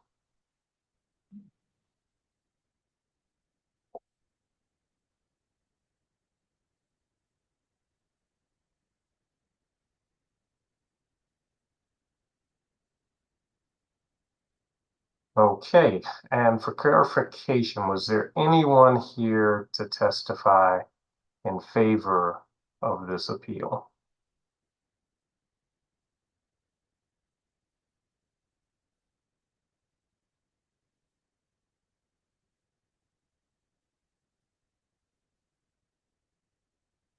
All right, hearing none, I will read into the record exhibits, a certified copy of the zoning ordinance, a copy of the email with attachments that started the revocation, basis for revocation, report by acting zoning inspector Evan Winkler, meeting notice letter, City Journal public notices, photographs, Sanborn maps, letter from attorney Charles H. Billings requesting a continuance,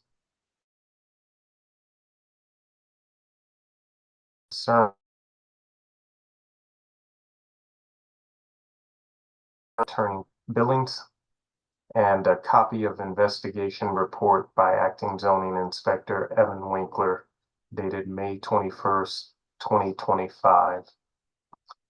And with that, I will consider this appeal having been heard. That will conclude our testimonial portion of the hearing. Ms. Stewart, we thank you for your assistance. Board members, let's go into deliberation. Starting with appeal number 20576, 5068 Chippewa Street.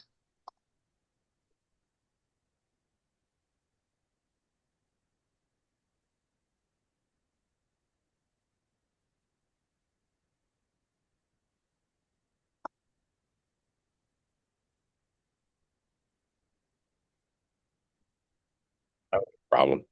I mean, it's been posted. Last time we had this up, they were turned out a couple of times, various times that they've really turned out for this when they've seen it posted.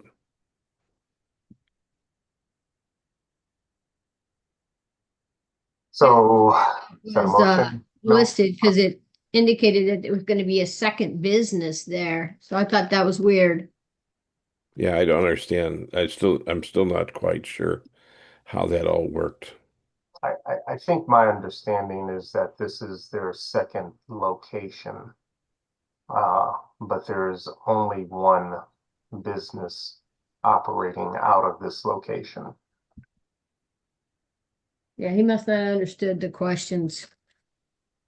Yeah.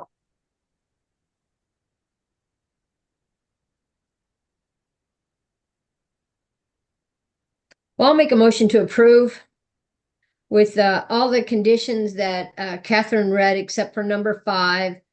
And number 5 will indicate no more than 10 cars stored outside, all of them to be parked in the rear in designated parking spots that should be striped. Probably already are, but they should be if they're not. Hours of operation, 8:30 to 6, Monday through Saturday, closed on Sundays.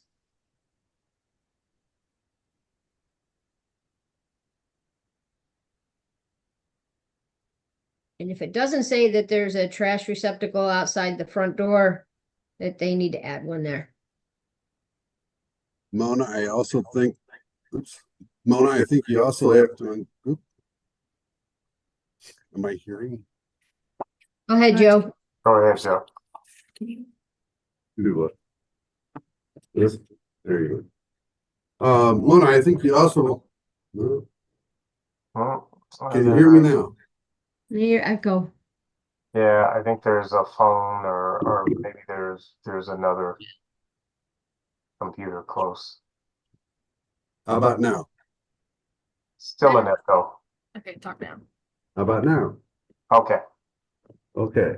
Mona, I think you also have to include from the standard conditions 4 and 6, because they also mention storage on the outside or number of whatever, that it's not allowed. Let me put it that way. Am I right, Mary? I think so. Catherine? What was the question? Standard conditions for this. I had said that we would leave number 5 off, and Joe's mentioning that number 4 and 6 also talk about outside storage. About the same similar situation. Number 5. Yep, we're leaving it off. Okay. 5A. Yep, we're leaving 5A. All of 5 is off. So 6. What There is shall 6? be. Is that what you wanted me to read? Yes. There shall be no body work or spray painting on the premise at any given time. Right, we're leaving that on. And what about number 4? 4 is no outside storage on any given time. Yeah, so Okay, obviously we're leaving that one off. they're doing, yeah. Got all but 4 and 5. Correct. And then Mona's additions. 5A is off. Okay, I'll second it. Okay, moved by Mona, seconded by Joe. All of those in favor? Aye. aye. Aye. All those opposed? Motion carries. Findings, Mona? Won't be a detriment as conditioned. Okay. Appeal number 20577, 1128 South 18th Street.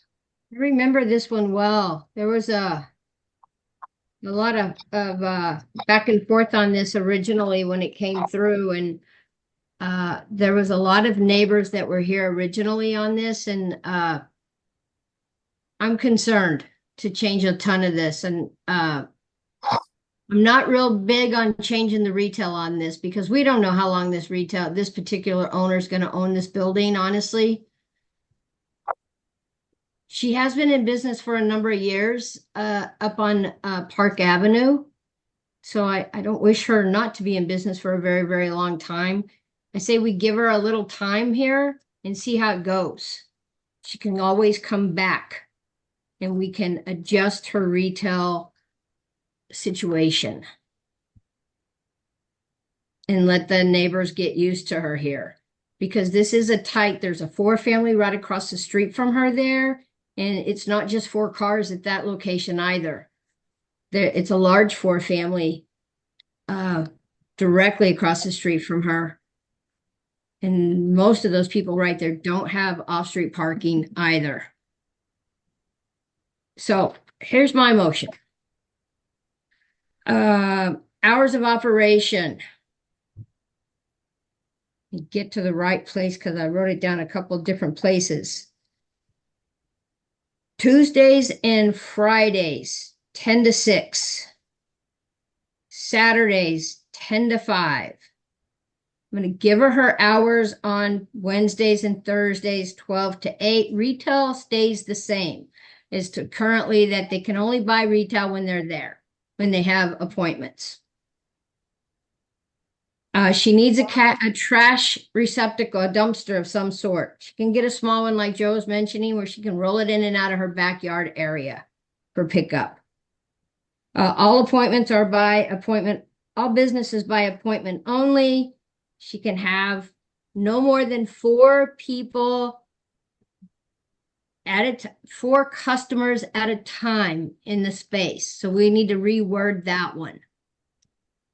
She can have 5 employees, which I don't know. How did we word that before, Catherine, on that particular one?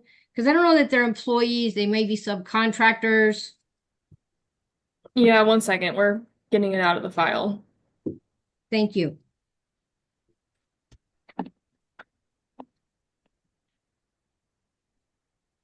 Okay, it said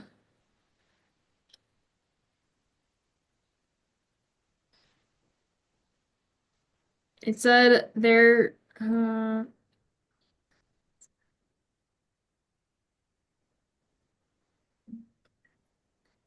the 6th condition says there shall be no more than 4 people working at the business at any time. So let's make that 5 people working at the business at any given time. And then will you read that condition about how many people get services? Yeah, it says that was number 3. There shall be no more than 4 clients in the space during business hours. So 4 clients in the space at a time. But Mona, you said they're going to have 5 operators. They could have up to 5. One's a receptionist, Okay. per her testimony. All right. Just want to make sure.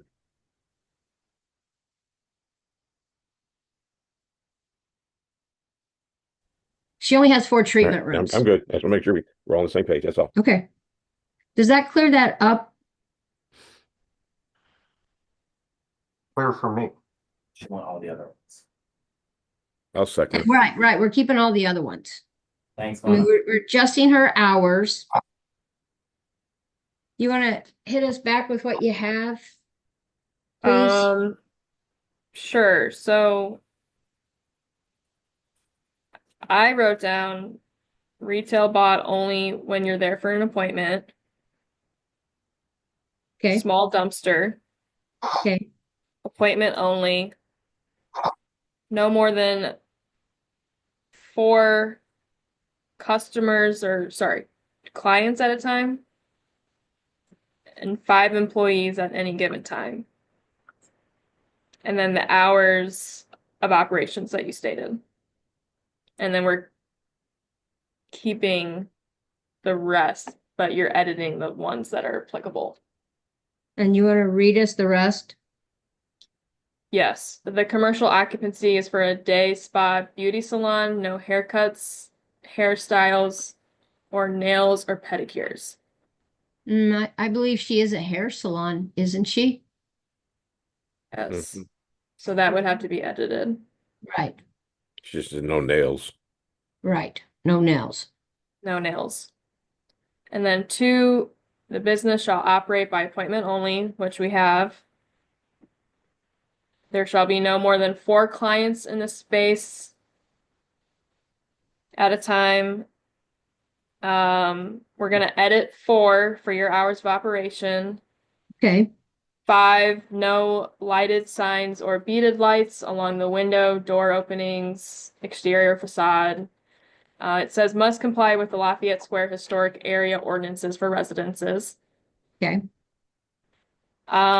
6, we're editing, there shall be no more than 5 employees at any given time.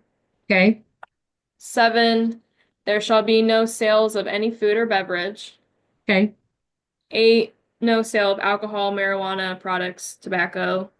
okay, 9, retail sales shall be limited to beauty supplies for customers getting treatment at the salon by appointment, which is what you stated earlier too.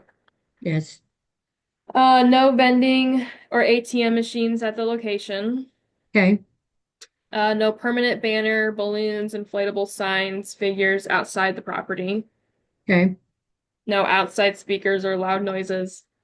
okay, Directional sign is to be displayed during business hours only and must be brought in at the end of the day. okay, Landscaping and exterior appearances of the building will be well managed. okay, Petitioner will contract and utilize commercial garbage disposal stored on the property immediately behind the salon. okay, The petitioner will arrange for appropriate disposal of all sharp biological and medical waste. The waste shall not be stored outside the building. okay, And then the last one, standard conditions shall not be issued a public nuisance. perfect. Okay, thank you, Catherine. That's my motion. I'll second it. All right, motion moved by Mona, seconded by Mel.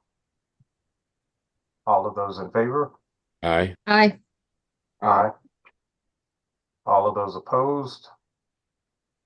Motion carries. Findings, Mona? Won't be a detriment as conditioned. Okay. Appeal number 20578, 525 Humboldt Avenue.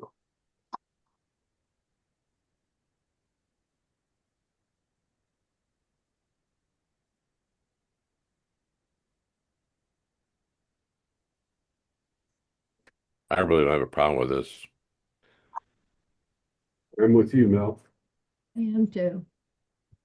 I have no problem in saying approved. In the right location, and it's appropriate for the service or the product or business that they're trying to run. Got a large lot, got a building, it's got a repair building. I believe it's a good move for him and his business.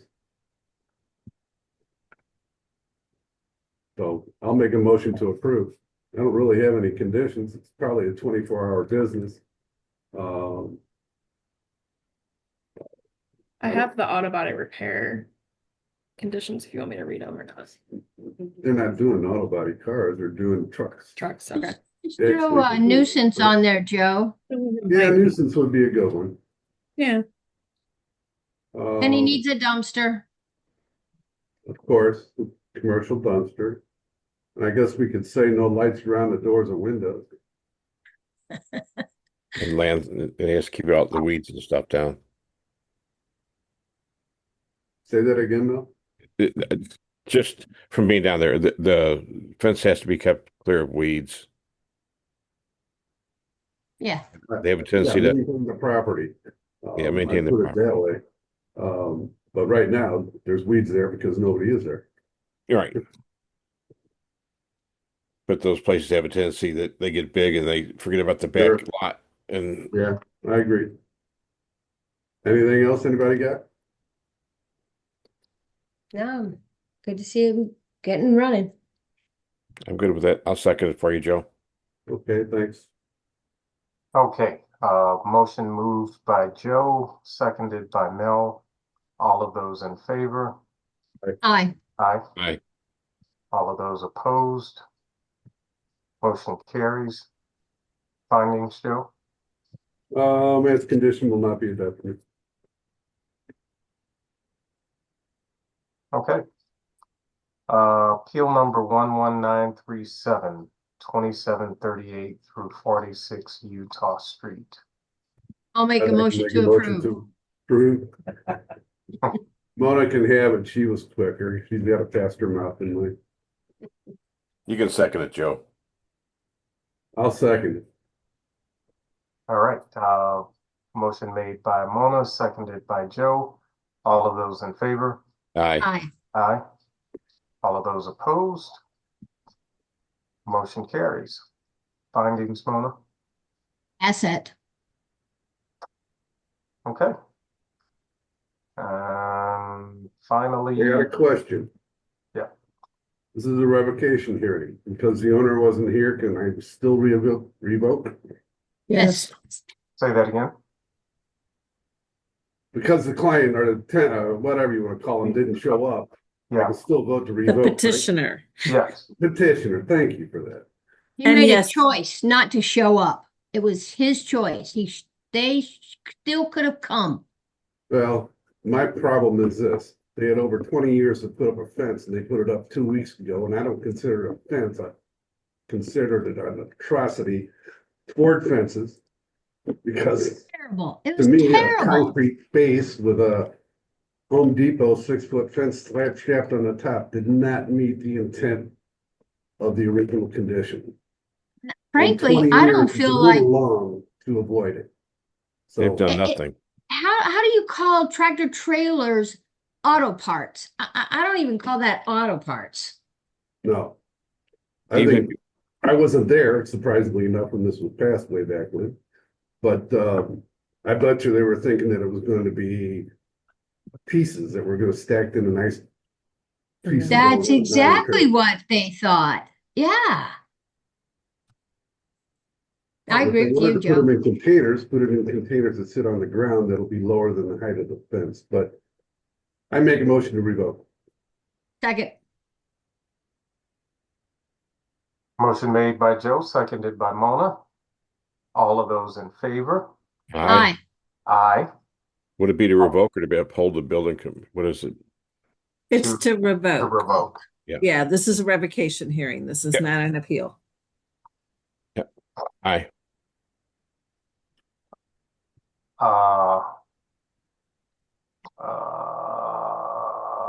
All of those opposed? Motion carries. I believe that's it. Meeting minutes? I make a motion to approve the minutes. Well, we don't. Do we have them? Yes. What was the date on that minute? The 14th. 14th, right? Second. Thank you. Moved by Joe, seconded by Mona. All of those in favor? Aye. Aye. All of those opposed? Minutes are in. Mary, new business. Thank you, Mr. Chairman. First, I want to apologize to everybody that we had to cancel the small group discussions with the consulting group.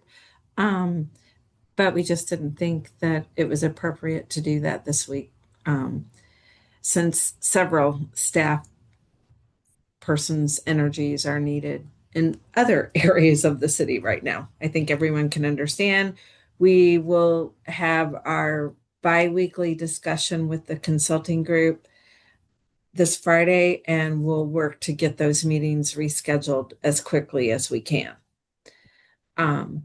And other than that, I have no new business. We don't have a meeting next week, and happy Memorial Day.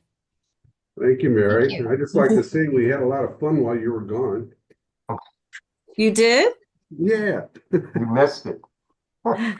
Actually, I was trying to get home on Friday, and my flight was scheduled to land in St. Louis at 5:30 on Friday evening, but I didn't get here till 3 in the morning on Saturday. Oh my There were goodness. just a few complications trying to fly into St. Louis on Friday. Yeah. Put it this way, one of the things on my bucket list has been answered. I survived an E3 hurricane that flew over my apartment. Yeah. Did you have any damage, Joe? No, actually, I was on the northeast corner of the building and it came up from the southwest and it just flew right over my apartment, took out a lot of houses across the street. I don't know how many trees on Clara were gone. We lost 2 trees in the parking lot, but they fell directly east. Nobody's car got hit. Lost 2 apartments in the building on a southwest corner. A couple windows popped out and then water got into the units below. But other than that, we were good. One of the guys told me though that they're watching, they were up on the 7th floor and there was a building next door that's only 4. He said he saw the condensers fly off the roof. My grandson owns a masonry company. He was working in the area and he's got a 3/4 ton truck and he was in it. He goes, it got picked up and slammed back down while I was in it. He thought, oh, it's over. And he got slammed back down and then they hailed it. Hail totaled his truck out, but he had actually picked him up and slammed him back down. I was sitting in my office and it was a nice sunny day. And I was just playing on the computer because I didn't have anything to do. And suddenly the lights went out and outside turned black, totally dark. And I was like, what time is it? Hell, it's only 3 o'clock. Where's the sun? 5 minutes later, sounded like a train outside. Mm-hmm. Yeah, it's pretty scary. Yeah. Luckily, I had a closet inside that didn't have a window. Mr. Robinson, were you impacted by the tornado? I was not. It turned about 4 blocks before my house. So thankfully, yeah, I think it was right at Euclid, 4 blocks down from Euclid. Worst part for me, guys, is I still don't have electric. At this point, what we know about Irene is she is staying with a relative, but we do believe she lost her roof. So, yeah. I think Mr. George, I think lost something too. I think his property got damaged. Yeah. But he lost the back of his house. Yeah, it's damage. Yeah. So, well, I make a motion to adjourn. I will second that. Motion made by Joe, seconded by Mel. All those in favor? Aye. Everybody have a nice Memorial Day, guys. Bye, guys. Thank you. Thanks. Bye-bye.